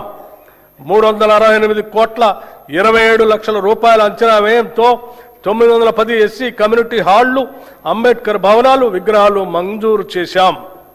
ఎస్సీ ఎస్టీ సప్లాన్ చట్టం అమలును సంపూర్ణంగా అమలు చేయడానికి మా ప్రభుత్వం కృతనిశ్చయంతో ఉంది. మా ప్రభుత్వం ఏర్పడిన నాటికి 2023-24 ఆర్థిక సంవత్సరం నాటికి సప్లాన్ చట్ట ప్రకారం ఖర్చు చేయాల్సిన నిధుల్లో ఎస్సీలకు చెందిన 13,617 కోట్లు, ఎస్టీలకు చెందిన 1,317 కోట్లు, మొత్తం 14,934 కోట్లు ఖర్చు కాకుండా ఉంది. మా ప్రభుత్వం గత ఆర్థిక సంవత్సరంలో చేసిన కేటాయింపులతో పాటు ఈ బకాయిలను కూడా అదనంగా కేటాయించడం జరిగింది. 2024-25 ఆర్థిక సంవత్సరానికి ఈ క్యారీ ఫార్వర్డ్ చేయవలసిన నిధులు ఎస్సీలకు 7,757 కోట్లు మరియు ఎస్టీలకి 1,754 కోట్లు ఖర్చు చేయవలసి ఉంది. వాటిని మేము 2026-27 ఆర్థిక సంవత్సరంలో కేటాయించాల్సిన మొత్తానికి అదనంగా 2024-25 ఆర్థిక సంవత్సరానికి చెందిన బకాయిలు కూడా కేటాయిస్తున్నాం. హైదరాబాద్ లోయర్ ట్యాంక్ బండ్ వద్ద కొత్తగా డాక్టర్ బిఆర్ అంబేద్కర్ నాలెడ్జ్ టవర్ని నిర్మిస్తున్నాం. అదేవిధంగా నింబోలి అడ్డా కాచిగూడలో బాబు జగ్జీవన్ రామ్ పేరుతో నూతన వసతి గృహాన్ని నిర్మిస్తాం. గిరిజనాభివృద్ధి, సమాజ అభివృద్ధి అంటే కేవలం పట్టణాభివృద్ధి కాదు. అడవుల్లో నివసించే గిరిజనులు కూడా సమానంగా అభివృద్ధి చెందాలి. గిరిజన అభివృద్ధి కోసం మా ప్రభుత్వం కట్టుబడి ఉంది. ములుగు జిల్లాలో Sammakka Saralamma central tribal university స్థాపన, వివిధ గిరిజన వర్గాల అభ్యున్నతి కోసం 3 ప్రత్యేక కార్పొరేషన్ల ఏర్పాటు, జీసీసీ గిరి బ్రాండ్ ఉత్పత్తుల ప్రోత్సాహం, గిరిజన గ్రామాల్లో ఆదివాసీ సేవా కేంద్రాల ఏర్పాటుకు ప్రణాళికలు సిద్ధం చేస్తున్నాం. గిరిజనులు సేకరించే అటవీ ఉత్పత్తులకు న్యాయమైన ధరలు కల్పించడం ద్వారా తెలంగాణ గిరిజన సహకార సంస్థ వారి జీవనోపాధి అవకాశాలని మెరుగుపరుస్తుంది. ఈ బడ్జెట్లో షెడ్యూల్డ్ కులాల సంక్షేమానికి 11,784 కోట్ల రూపాయలు, షెడ్యూల్ తెగల సంక్షేమానికి 7,937 కోట్ల రూపాయలు ప్రతిపాదిస్తున్నాం. వెనుకబడిన తరగతుల సంక్షేమం, రాష్ట్ర జనాభాలో సుమారు 50% వెనుకబడిన తరగతుల వారు బీసీలు ఉన్నారు. రాష్ట్ర అభివృద్ధిలో వారి కీలక పాత్రను గుర్తించిన ప్రభుత్వం విద్య, నైపుణ్యాభివృద్ధి, పారిశ్రామిక సాధికారిత, గ్లోబల్ అవకాశాలు, సాంప్రదాయ వృత్తుల రక్షణకు గౌరవం కల్పిస్తూ భద్రతతో కూడిన జీవనాన్ని అందిస్తుంది. ఈ బడ్జెట్లో వెనుకబడిన తరగతుల సంక్షేమానికి 12,511 కోట్ల రూపాయల్ని ప్రతిపాదిస్తున్నాం. సమాజంలోని అన్ని వర్గాలతో పాటు ముఖ్యమైన భాగంగా ఉన్న మైనార్టీల సమగ్ర అభ్యుదయం, సమాన అభివృద్ధికి తెలంగాణ ప్రభుత్వం కట్టుబడి ఉంది. మైనార్టీ మహిళల ఆర్థిక స్వావలంబన అనేది మరొక ప్రధానమైన అంశం. పేద మైనార్టీ మహిళలకు జీవనోపాధిని కల్పించి వారు ఆర్థిక స్వాతంత్రాన్ని సాధించడానికి వీలు కల్పించేందుకు గాను 10,000 కుట్టు మిషన్ల ప్రభుత్వం పంపిణీ చేసింది. అంతేకాకుండా మైనార్టీ యువతకు సాధికారత కల్పించి ఉపాధి సామర్థ్యాన్ని మెరుగుపరచడానికి ఉత్తమ ఉపాధి అవకాశాలు పెంపొందించుకు వీలుగా 4,655 మంది మైనార్టీ యువతకు నైపుణ్యాభివృద్ధి శిక్షణను అందించడమైనది. ఈ బడ్జెట్లో మైనార్టీ సంక్షేమానికి 3,769 కోట్ల రూపాయలు ప్రతిపాదిస్తున్నాం. రాజీవ్ యువ వికాసం, SC, ST, BC, minority, OC వర్గాలకు చెందిన యువతను ఆర్థిక సహాయం అందించే లక్ష్యంతో తెలంగాణ ప్రభుత్వం రాజీవ్ యువ వికాస పథకం అనే ప్రతిష్టాత్మక కార్యక్రమాన్ని ప్రవేశపెట్టింది. వారిలో ఆర్థిక స్వయం సమృద్ధిని, వ్యవస్థాపక సామర్థ్యాలను పెంపొందించడానికి సంబంధిత కార్పొరేషన్ల ద్వారా ఈ పథకం అమలు చేయబడుతుంది. ఈ పథకం అమలుకు 6,000 కోట్ల రూపాయలు ఈ బడ్జెట్లో ప్రతిపాదించాం. గృహ నిర్మాణ శాఖ, ప్రతి కుటుంబానికి సొంత ఇల్లు ఉండటం వారి ఆత్మ గౌరవానికి చిహ్నం. దీనిని గుర్తించి ప్రభుత్వం ఇందిరమ్మ ఇళ్ళు అనే పవిత్రమైన ఒక బృహత్తర కార్యక్రమాన్ని ప్రారంభించింది. దీనికోసం పేద కుటుంబాలకు వారి సొంత స్థలాల్లో ఇళ్ల నిర్మాణం కోసం లబ్ధిదారులకి ఒక్కొక్క ఇంటికి 5 లక్షల రూపాయలు ఆర్థిక సహాయం అందిస్తున్నాము. ఈ పథకం కింద ప్రభుత్వం 4,50,000 ఇళ్లను మంజూరు చేసింది. ప్రతి అసెంబ్లీ నియోజకవర్గంలో అర్హత కలిగిన అన్ని వర్గాల వారికి ఈ ఇళ్లు కేటాయించబడతాయి. గిరిజన జనాభా ఉన్న ప్రాంతాలకు ప్రత్యేక ప్రాధాన్యత ఇస్తూ ప్రతి నియోజకవర్గానికి అదనంగా 1000 ఇళ్లు కేటాయించాం. ఈ పథకానికి 22,500 కోట్లు ఖర్చు అవుతుంది. ఇప్పటి వరకు 5,073,84,00,000 ఖర్చు చేశాం. ఈ బడ్జెట్లో గృహ నిర్మాణ శాఖకు 7,430 కోట్ల రూపాయలు ప్రతిపాదిస్తున్నాం. ఐటీ రంగంలో మనం సాధిస్తున్న అభివృద్ధి దేశానికే తలమానికంగా మారిందనటంలో సందేహం లేదు. రాష్ట్రంలో 1,500 కంటే ఎక్కువ ఐటీఈఎస్ కంపెనీలు ఉన్నాయి. తెలంగాణ ప్రభుత్వం ఐటీ రంగంలో వృద్ధిని సాధించడానికి, పెట్టుబడులు ఆకర్షించడానికి, ఉపాధి కల్పన కోసం 1వ, 2వ ఐసిటి విధానాలను ప్రారంభించింది. వీటితో పాటు ఎలక్ట్రానిక్స్ పాలసీ, ఇమేజ్ పాలసీ వంటి వాటిని కూడా ప్రభుత్వం తీసుకువస్తుంది. రాష్ట్ర ఐటీ ఎగుమతులు 3.13 లక్షల కోట్లకు చేరుకొని 9.39 లక్షల మందికి పైగా ఉపాధి అవకాశాలు కల్పిస్తున్నాయి. భారతదేశంలోని మొత్తం గ్లోబల్ క్యాపబిలిటీ సెంటర్లలో సుమారు 20% హైదరాబాద్లోనే ఉన్నాయి. 2024-25లో 70కి పైగా కొత్త జీసీసీలు ఇక్కడ ఏర్పాటు చేయబడ్డాయి. ప్రపంచ టెక్ దిగ్గజం గూగుల్ కంపెనీ హైదరాబాద్లో గూగుల్ సేఫ్టీ ఇంజనీరింగ్ సెంటర్ని ఏర్పాటు చేసింది. హైదరాబాద్ పశ్చిమ ప్రాంతానికే పరిమితం కాకుండా నగరం చుట్టూ ఐటీని విస్తరించడానికి గ్రిడ్ విధానాన్ని ప్రభుత్వం ప్రోత్సహిస్తుంది.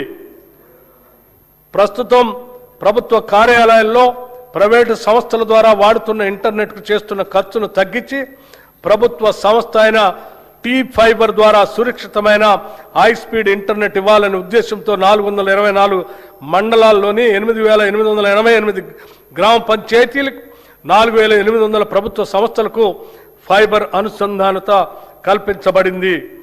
ఈ సంవత్సరాంతానికి 50,000 ప్రభుత్వ సంస్థలకు ఈ సౌకర్యం కల్పించాలని లక్ష్యంగా పెట్టుకున్నాం. ఈ బడ్జెట్లో ఐటీ శాఖకు 875 కోట్ల రూపాయలు ప్రతిపాదిస్తున్నాం. పరిశ్రమల రంగం రాష్ట్ర జీఎస్డిపిలో పరిశ్రమ రంగం వాటా 3,04,217 కోట్ల రూపాయలు. తెలంగాణ రాష్ట్రం పరిశ్రమలకు ఇస్తున్న ప్రాధాన్యతను గుర్తించి ప్రపంచంలోనే వివిధ కంపెనీలు పేరొందిన సంస్థలు తెలంగాణలో పెట్టుబడులు పెట్టడానికి తరలి వచ్చాయి. వివిధ పరిశ్రమలతో రాష్ట్ర ప్రభుత్వం చేసుకున్న ఎంఓయూలు అమలు పర్యవేక్షణకు ప్రభుత్వం ప్రత్యేకంగా స్పీడ్ విభాగాన్ని ఏర్పాటు చేసి దాని రాష్ట్ర ప్రధాన కార్యదర్శి ఆధ్వర్యంలో నిర్వహిస్తుంది. Raising and accelerating MSME performance ద్వారా రాష్ట్రంలో 140 మహిళా సంఘాల ఆధ్వర్యంలోని వ్యాపారాలను వేగవంతం చేయడానికి ప్రత్యేక కార్యక్రమం చేపట్టింది. 33 జిల్లాల్లో మారుమూలన ఉన్న మహిళలను కూడా చేరుకునేటట్లుగా ప్రీ ఇంక్యుబేషన్ కార్యక్రమం చేపట్టాం.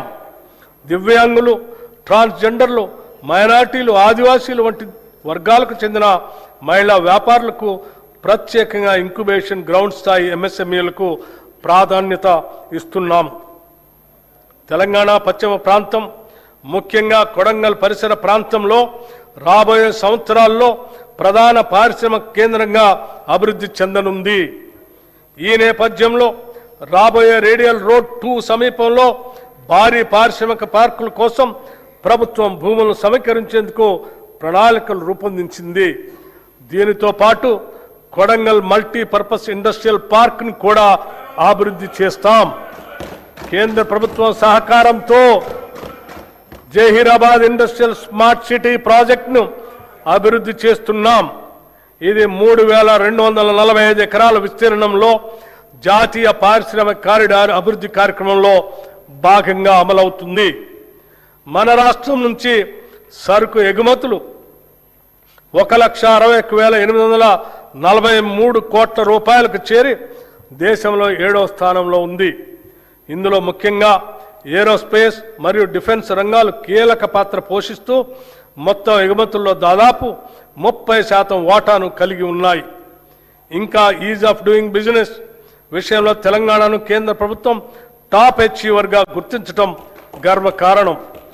ఇటీవల హైదరాబాద్లో నిర్వహించిన 23వ బయో ఏషియా అంతర్జాతీయ సదస్సుకు విశేష స్పందన లభించింది. ఈ సదస్సులో 1,700 కోట్ల రూపాయల పెట్టుబడులు పెట్టడానికి పెట్టుబడిదారులు ఆసక్తి వ్యక్తపరిచారు. వి హబ్ ద్వారా రాష్ట్రంలోని 33 జిల్లాల్లో 700కు పైగా మహిళా వ్యాపారవేత్తలకు మద్దతు ఇస్తూ వారి సమగ్ర అభివృద్ధికి దోహదపడుతున్నాం. ఈ బడ్జెట్లో పరిశ్రమల శాఖకు 3,490 కోట్ల రూపాయలు ప్రతిపాదిస్తున్నాం. మన తెలంగాణ రాష్ట్రంలో హ్యాండ్లూమ్ మరియు పవర్లూమ్ రంగాలు దేశంలోనే ప్రత్యేక స్థానాన్ని సంపాదించాయి. పోచంపల్లి, ఇక్కత్, గద్వాల్, నారాయణపేట్, సిద్దిపేట, గొల్లభామ చీరలు, వరంగల్ దుప్పట్లు, హ్యాండ్లూమ్ ఉత్పత్తులు మన సంస్కృతి సంప్రదాయ వైభవాన్ని ప్రతిబింబిస్తున్నాయి. కార్యక్రమం ద్వారా కోటి మహిళలకు కోటి చీరలకు ఉచితంగా చీరల పంపిణీ చేస్తున్నాం. 1,70,000 ఇప్పటికే చీరలు అందజేశాం. మిగిలిన చీరలు అతి త్వరలో అందజేయటం జరుగుతుంది. గతంలో మాదిరి కాకుండా రాష్ట్రంలోని ఆడపడుచులు ఈ వస్త్రాల నాణ్యతపై సంతృప్తి వ్యక్తం చేశారు. ఈ బడ్జెట్లో చేనేత రంగానికి 258 కోట్ల రూపాయలు ప్రతిపాదిస్తున్నాం. పంచాయతీరాజ్ మరియు గ్రామీణ అభివృద్ధి, గ్రామాల అభివృద్ధి చెందితేనే రాష్ట్రం అభివృద్ధి చెందుతుంది. అందుకే ఈ బడ్జెట్లో గ్రామాణి ఉపాధిపై ప్రత్యేక దృష్టి సారించాం. పంచాయతీ రోడ్లకి మార్గదర్శ కల్పిస్తున్నాం. 2025 డిసెంబర్లో 12,702 గ్రామ పంచాయతీలకు ఎన్నికలను ప్రశాంతంగా నిర్వహించాం. తద్వారా 15వ ఆర్థిక సంఘం సిఫార్సుల ప్రకారం భారత ప్రభుత్వం 1,597 కోట్ల రూపాయలను విడుదల చేసింది. ఎన్నికైన సర్పంచులు అందరికీ 5 రోజులు సమగ్ర శిక్షణను కూడా అందించాం. మహాత్మా గాంధీ జాతీయ గ్రామీణ ఉపాధి హామీ చట్టం భారతదేశ ఆత్మ గ్రామాల్లోనూ ఉన్నది అని మహాత్మా గాంధీ అన్నారు. గ్రామాల్లోని పేదరికాన్ని, నిరుద్యోగాన్ని తరిమి కొట్టడానికి ఒక అస్త్రంలా మహాత్ముడి పేరు మీద అప్పటి యూపీఏ ప్రభుత్వం తీసుకొచ్చిన గొప్ప చట్టమే మహాత్మా గాంధీ జాతీయ గ్రామీణ ఉపాధి హామీ చట్టం. ఇది కేవలం ఒక పథకం కాదు, ఇది సామాన్యుడికి కల్పించిన ఉపాధి హక్కు.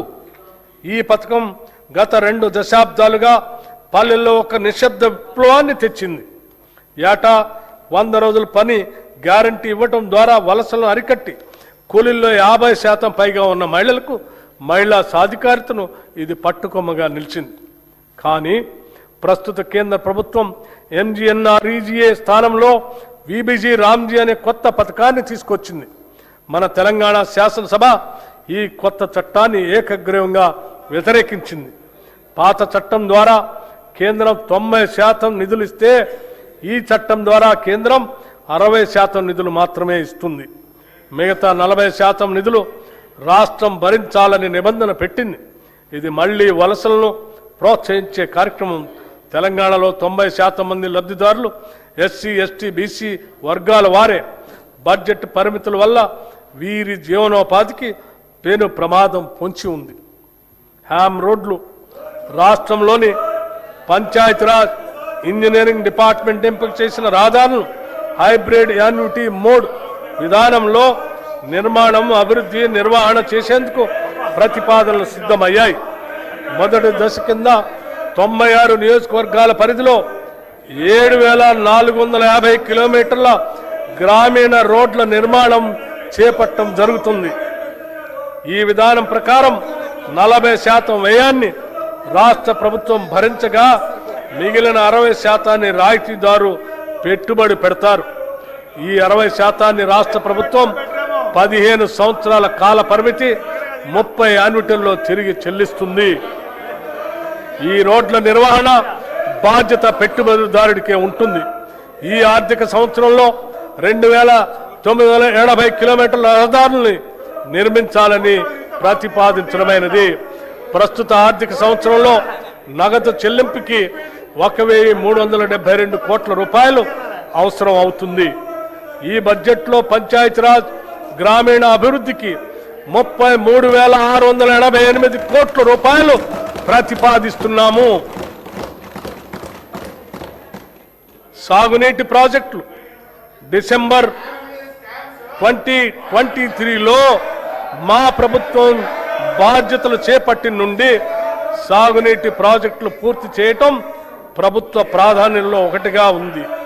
కృష్ణా, గోదావరి జలాల్లో తెలంగాణకు దక్కాల్సిన న్యాయమైన వాటా కోసం గౌరవ సుప్రీంకోర్టు, ట్రిబ్యునల్, చట్టబద్ధమైన సంస్థలు, భారత ప్రభుత్వం వంటి ప్రతి వేదిక పైన మా ప్రభుత్వం సమర్థవంతంగా పోరాడింది.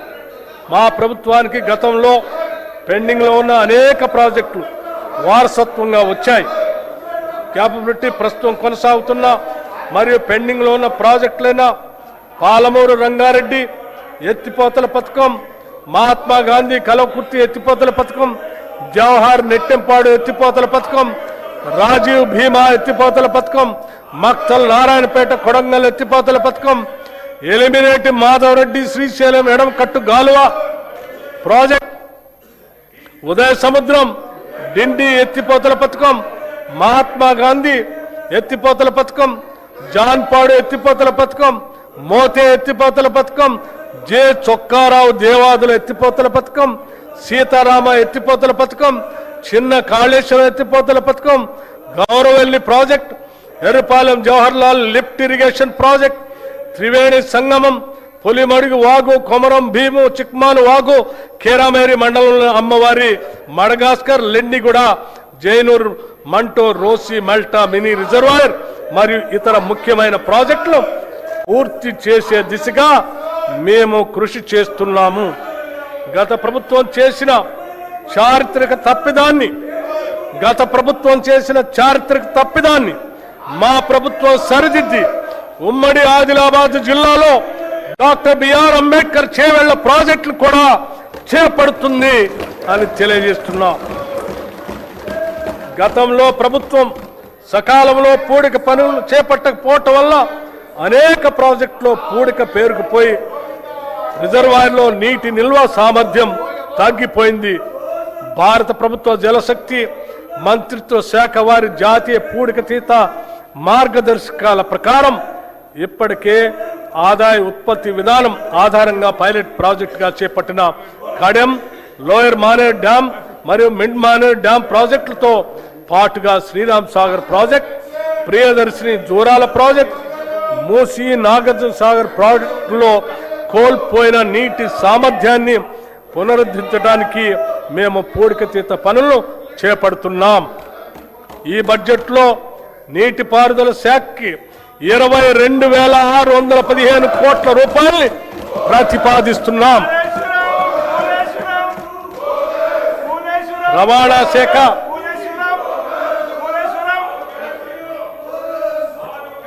తెలంగాణ రాష్ట్ర రవాణా శాఖ పరిధిలో 1,82,00,000 నమోదిత వాహనాలు ఉన్నాయి. వ్యవసాయ మరియు త్రిచక్ర వాహనాలు చెందిన 11,75,000 వాహనాలకు 105,16,00,000 రూపాయలు పన్ను మినహాయింపులు మంజూరు చేశాం. ఎలక్ట్రిక్ వాహన విధానం కింద 1,06,000 ఎలక్ట్రిక్ వాహనాలకు 856,98,00,000 పన్ను మినహాయింపులు ఇచ్చి పర్యావరణ పరిరక్షణకు తోడ్పడుతున్నాం. దీని ద్వారా ప్రభుత్వానికి రాబడి తగ్గినా పర్యావరణ పరిరక్షణ విషయంలో వెనకడుగు వేయటం లేదు. రాష్ట్ర వ్యాప్తంగా రోడ్డు భద్రతా చర్యలను మరింత కఠినతరం చేశాం.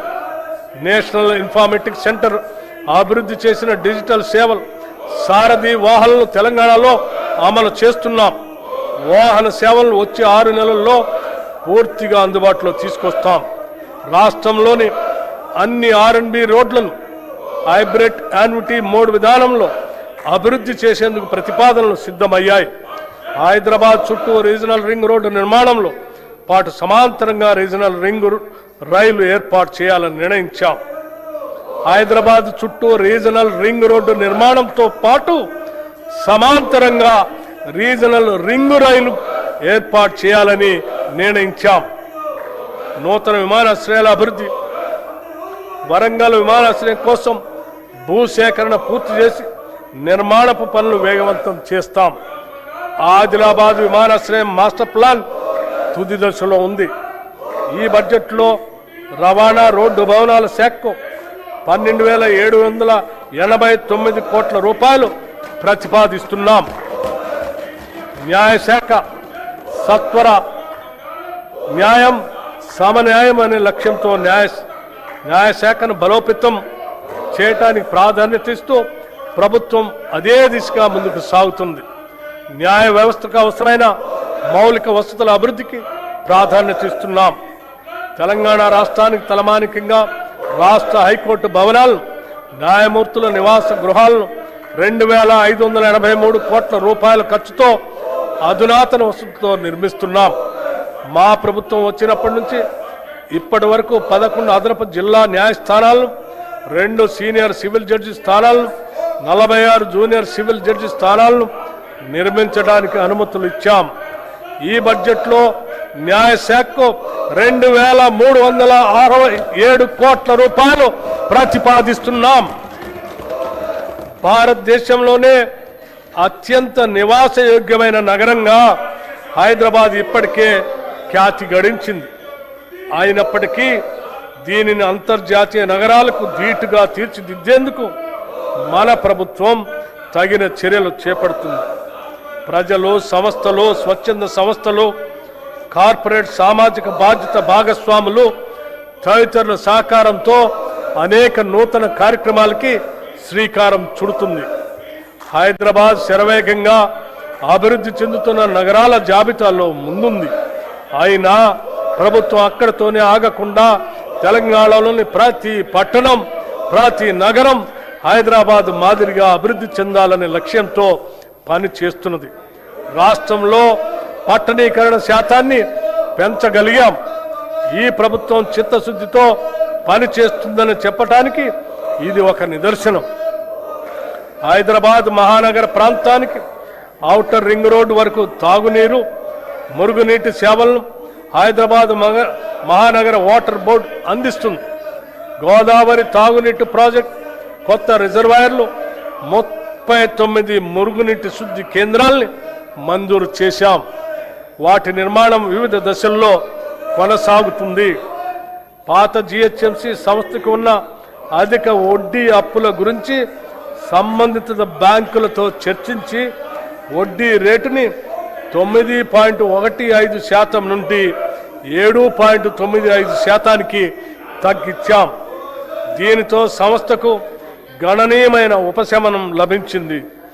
హైదరాబాద్ నగర మౌలిక వసతుల అభివృద్ధి కోసం హైసిటీ పథకం కింద 2,654 కోట్ల రూపాయలు కేటాయించాం.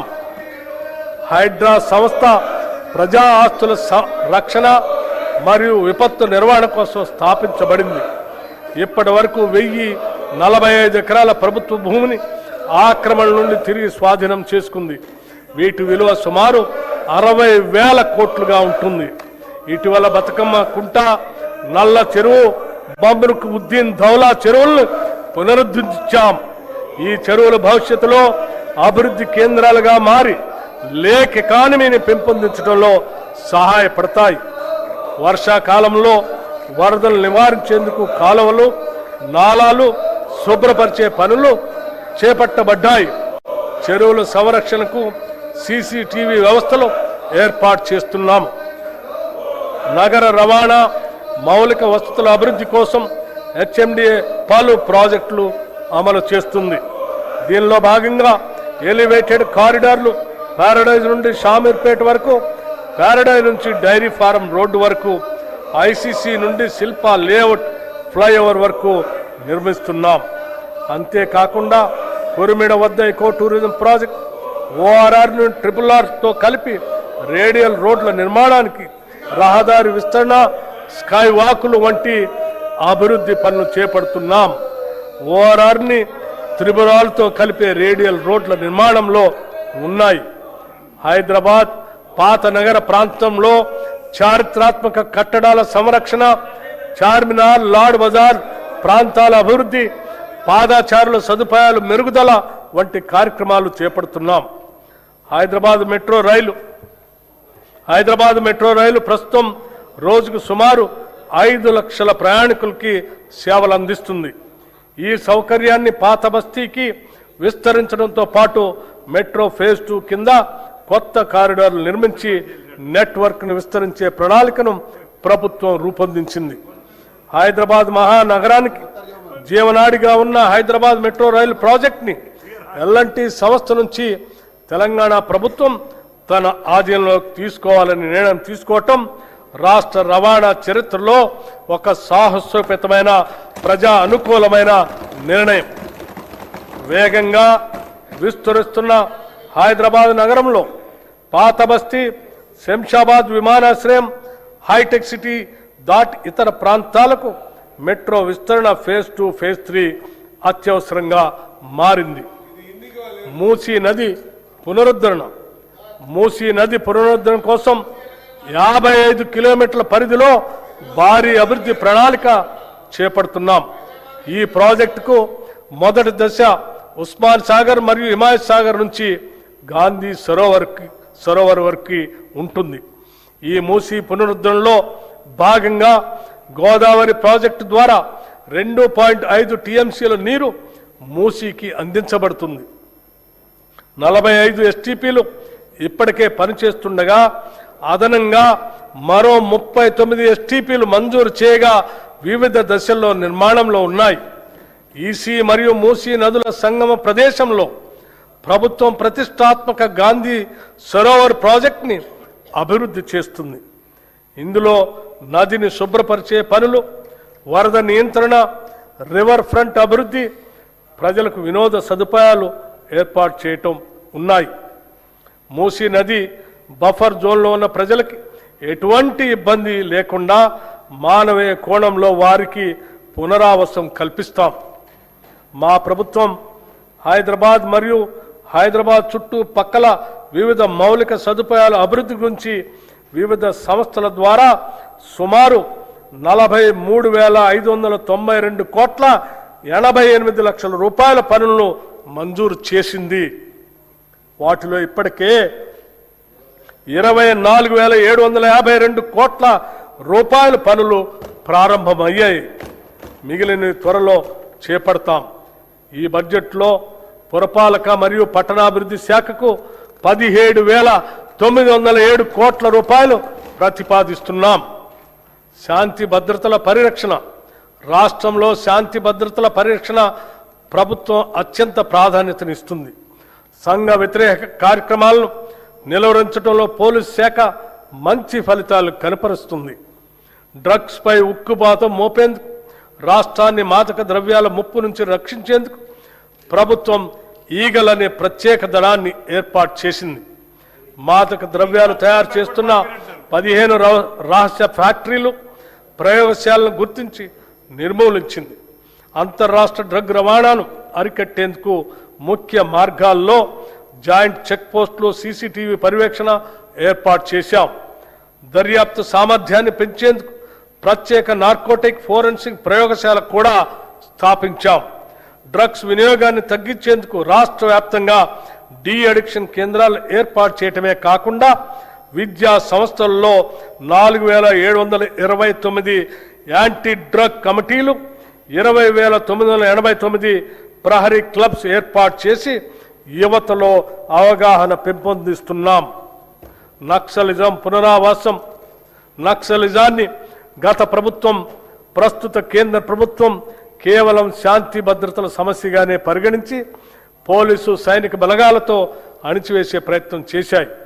కానీ మా ప్రభుత్వం ఈ సమస్య మూలాలను విశ్లేషించి యువతకు సరైన జీవనోపాధి, సామాజిక గౌరవం, ఆర్థిక భరోసా కల్పిస్తే అడవుల్లోకి వెళ్లిన వారు ఆయుధాలు వీడి జనజీవన స్రవంతిలో కలుస్తారనే సామాజిక ఆర్థిక వాస్తవాన్ని గుర్తించి తెలంగాణ ప్రభుత్వం అనుసరించిన దార్శనిక విధానం దేశానికే ఒక ఆదర్శ నమూనాగా నిలిచింది.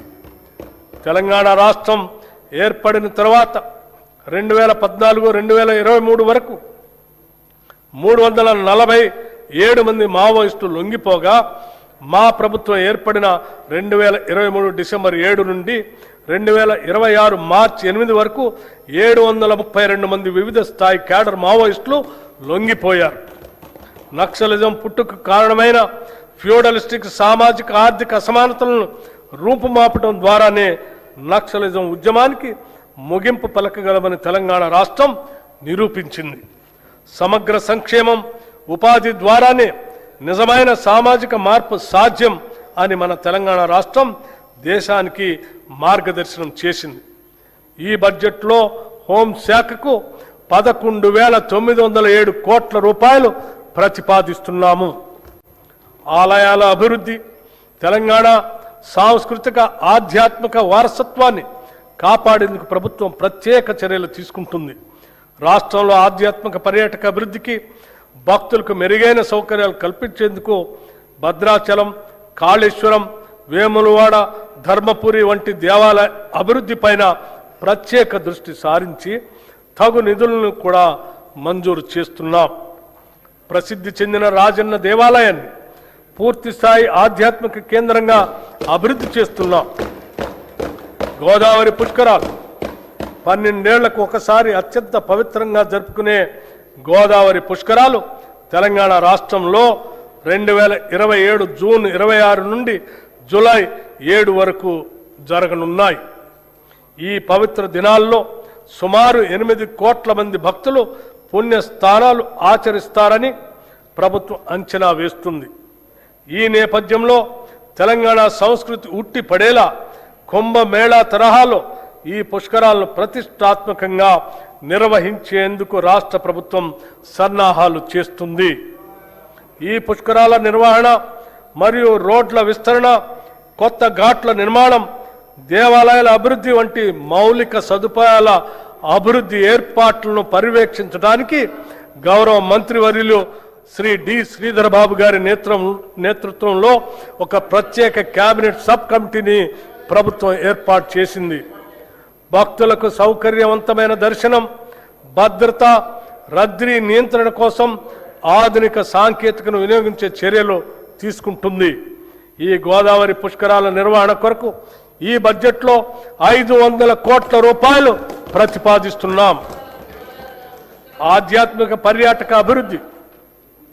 రాష్ట్రంలో ఆధ్యాత్మిక పర్యాటకాన్ని అభివృద్ధి చేయడంతో పాటు భక్తులకు మెరుగైన సౌకర్యాలు కల్పించడం ప్రభుత్వ ప్రధాన లక్ష్యం. రాష్ట్ర దేవాదాయ శాఖ తెలంగాణ పర్యాటక అభివృద్ధి సంస్థతో కలిసి రాష్ట్రంలో 9 కొత్త పవిత్ర యాత్రా సర్క్యూట్లని ప్రారంభించింది. ఈ యాత్రా సర్క్యూట్ల ద్వారా భక్తులకు వసతి సదుపాయాలు, ప్రత్యేక దర్శనం, పర్యాటక సౌకర్యాలు అందించబడుతున్నాయి. యువజన సర్వీసులు, క్రీడలు, టూరిజం.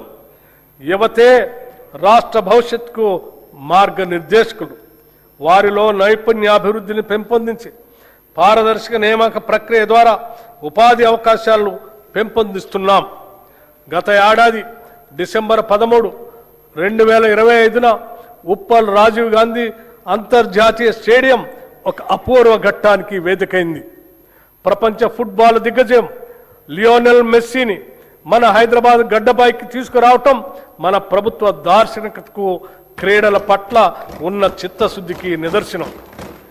ఈ చారిత్రక ప్రదర్శన మ్యాచ్లో సాక్షాత్తు గౌరవ ముఖ్యమంత్రి శ్రీ రేవంత్ రెడ్డి గారు పాల్గొన్న తీరు రాష్ట్ర వ్యాప్తంగా లక్షలాది మంది యువతలో అపూర్వమైన క్రీడా స్ఫూర్తిని రగిలించింది. అట్టడుగు స్థాయి నుండి ప్రతిభను వెలికి తీయాలనే లక్ష్యంతో ఎంపిక చేసిన పేద మరియు ప్రతిభావంతులైన పిల్లల కోసం మెస్సీ బృందంతో ప్రత్యేక ఫుట్బాల్ క్లినిక్ ఏర్పాటు చేశాం. ప్రపంచ స్థాయి ఆటగాళ్ల చేతుల మీదుగా ఈ పిల్లలు శిక్షణ పొందటం రేపటి తెలంగాణ క్రీడా భవిష్యత్తుకు వేసిన బలమైన పునాది. రాష్ట్రాన్ని 2047 నాటికి దేశానికి స్పోర్ట్స్ క్యాపిటల్గా మార్చేందుకు ఈ ప్రభుత్వం ప్రణాళికలు రూపొందించింది. తెలంగాణ స్పోర్ట్స్ కాంక్లేవ్లో రాష్ట్ర నూతన క్రీడా విధానాన్ని మా ప్రభుత్వం ఆవిష్కరించింది. రాష్ట్రంలో క్రీడా రంగం అభివృద్ధి కోసం 9 కీలక ఎంఓయూలు చేసుకున్నాం.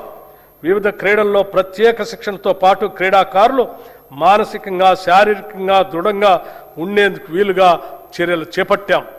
గురుకులాల్లోని విద్యార్థులకు జల్లెడ పట్టి ప్రతిభావంతులను ఎంపిక చేసి ప్రత్యేకంగా శిక్షణ అందించాలని మా ప్రభుత్వం నిర్ణయించింది. రాష్ట్ర యువత క్రీడా రంగంలో ప్రత్యేక నైపుణ్యాలను పెంపొందించుకోవటానికి వీలుగా యంగ్ ఇండియా ఫిజికల్ ఎడ్యుకేషన్ మరియు స్పోర్ట్స్ యూనివర్సిటీని ప్రారంభించాం.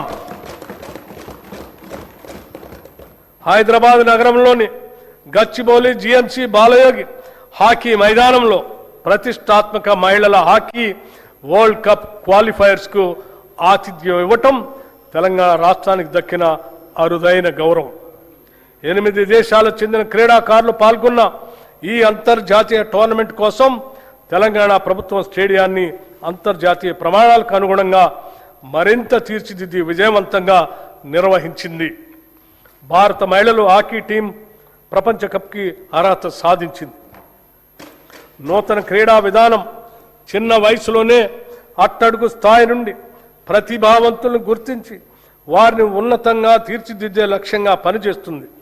ఇందులో భాగంగా గత 2 ఏళ్లుగా పారా స్పోర్ట్స్తో సహా 40 క్రీడా విభాగాల్లో సీఎం కప్ టోర్నమెంట్లు ప్రవేశపెట్టడం జరిగింది. విజేతలకు నగదు బహుమతులు ప్రదానం చేస్తున్నాం. అలాగే విశేష ప్రతిభ కనబరిచిన పిల్లలను గుర్తించి వారికి ఉన్నత స్థాయి శిక్షణను అందిస్తున్నాం.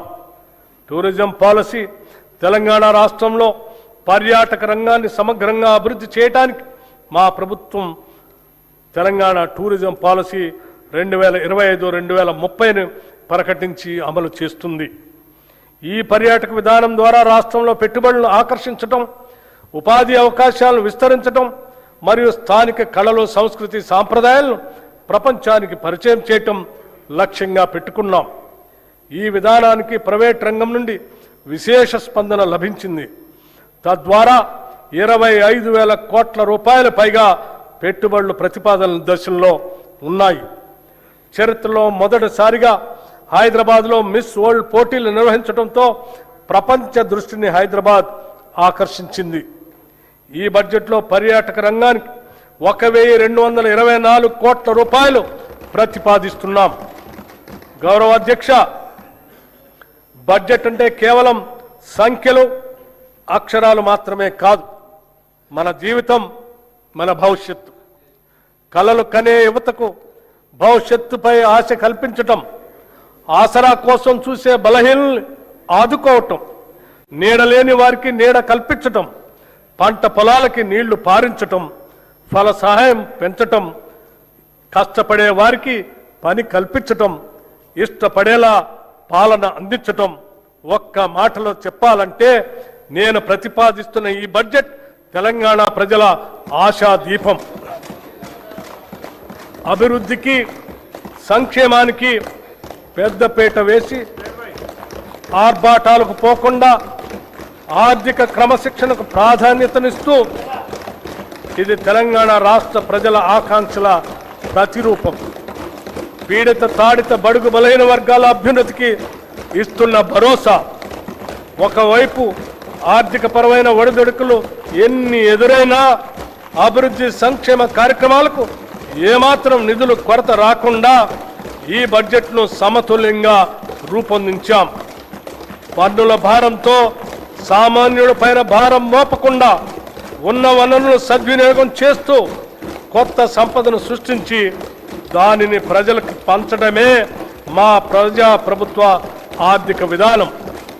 పేదవాడి కన్నీరు తుడిచిన నాడే నిజమైన అభివృద్ధి అని మహాత్మా గాంధీ మాటలను, ఆశయాలను స్ఫూర్తిగా తీసుకొని మా ఈ 2 ఏళ్ల పాలన 10 ఏళ్ల విధ్వంసాన్ని సరిదిద్దే పునాది ఈ బడ్జెట్.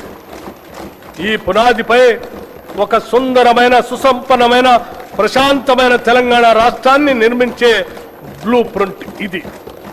ప్రతిపక్షాలు కేవలం విమర్శలకే పరిమితం కాకుండా రాష్ట్ర అభివృద్ధికి నిర్మాణాత్మక సలహాలు, సూచనలు ఇవ్వాలని, అభివృద్ధిలో భాగస్వాములు కావాలని కోరుకుంటున్నాను.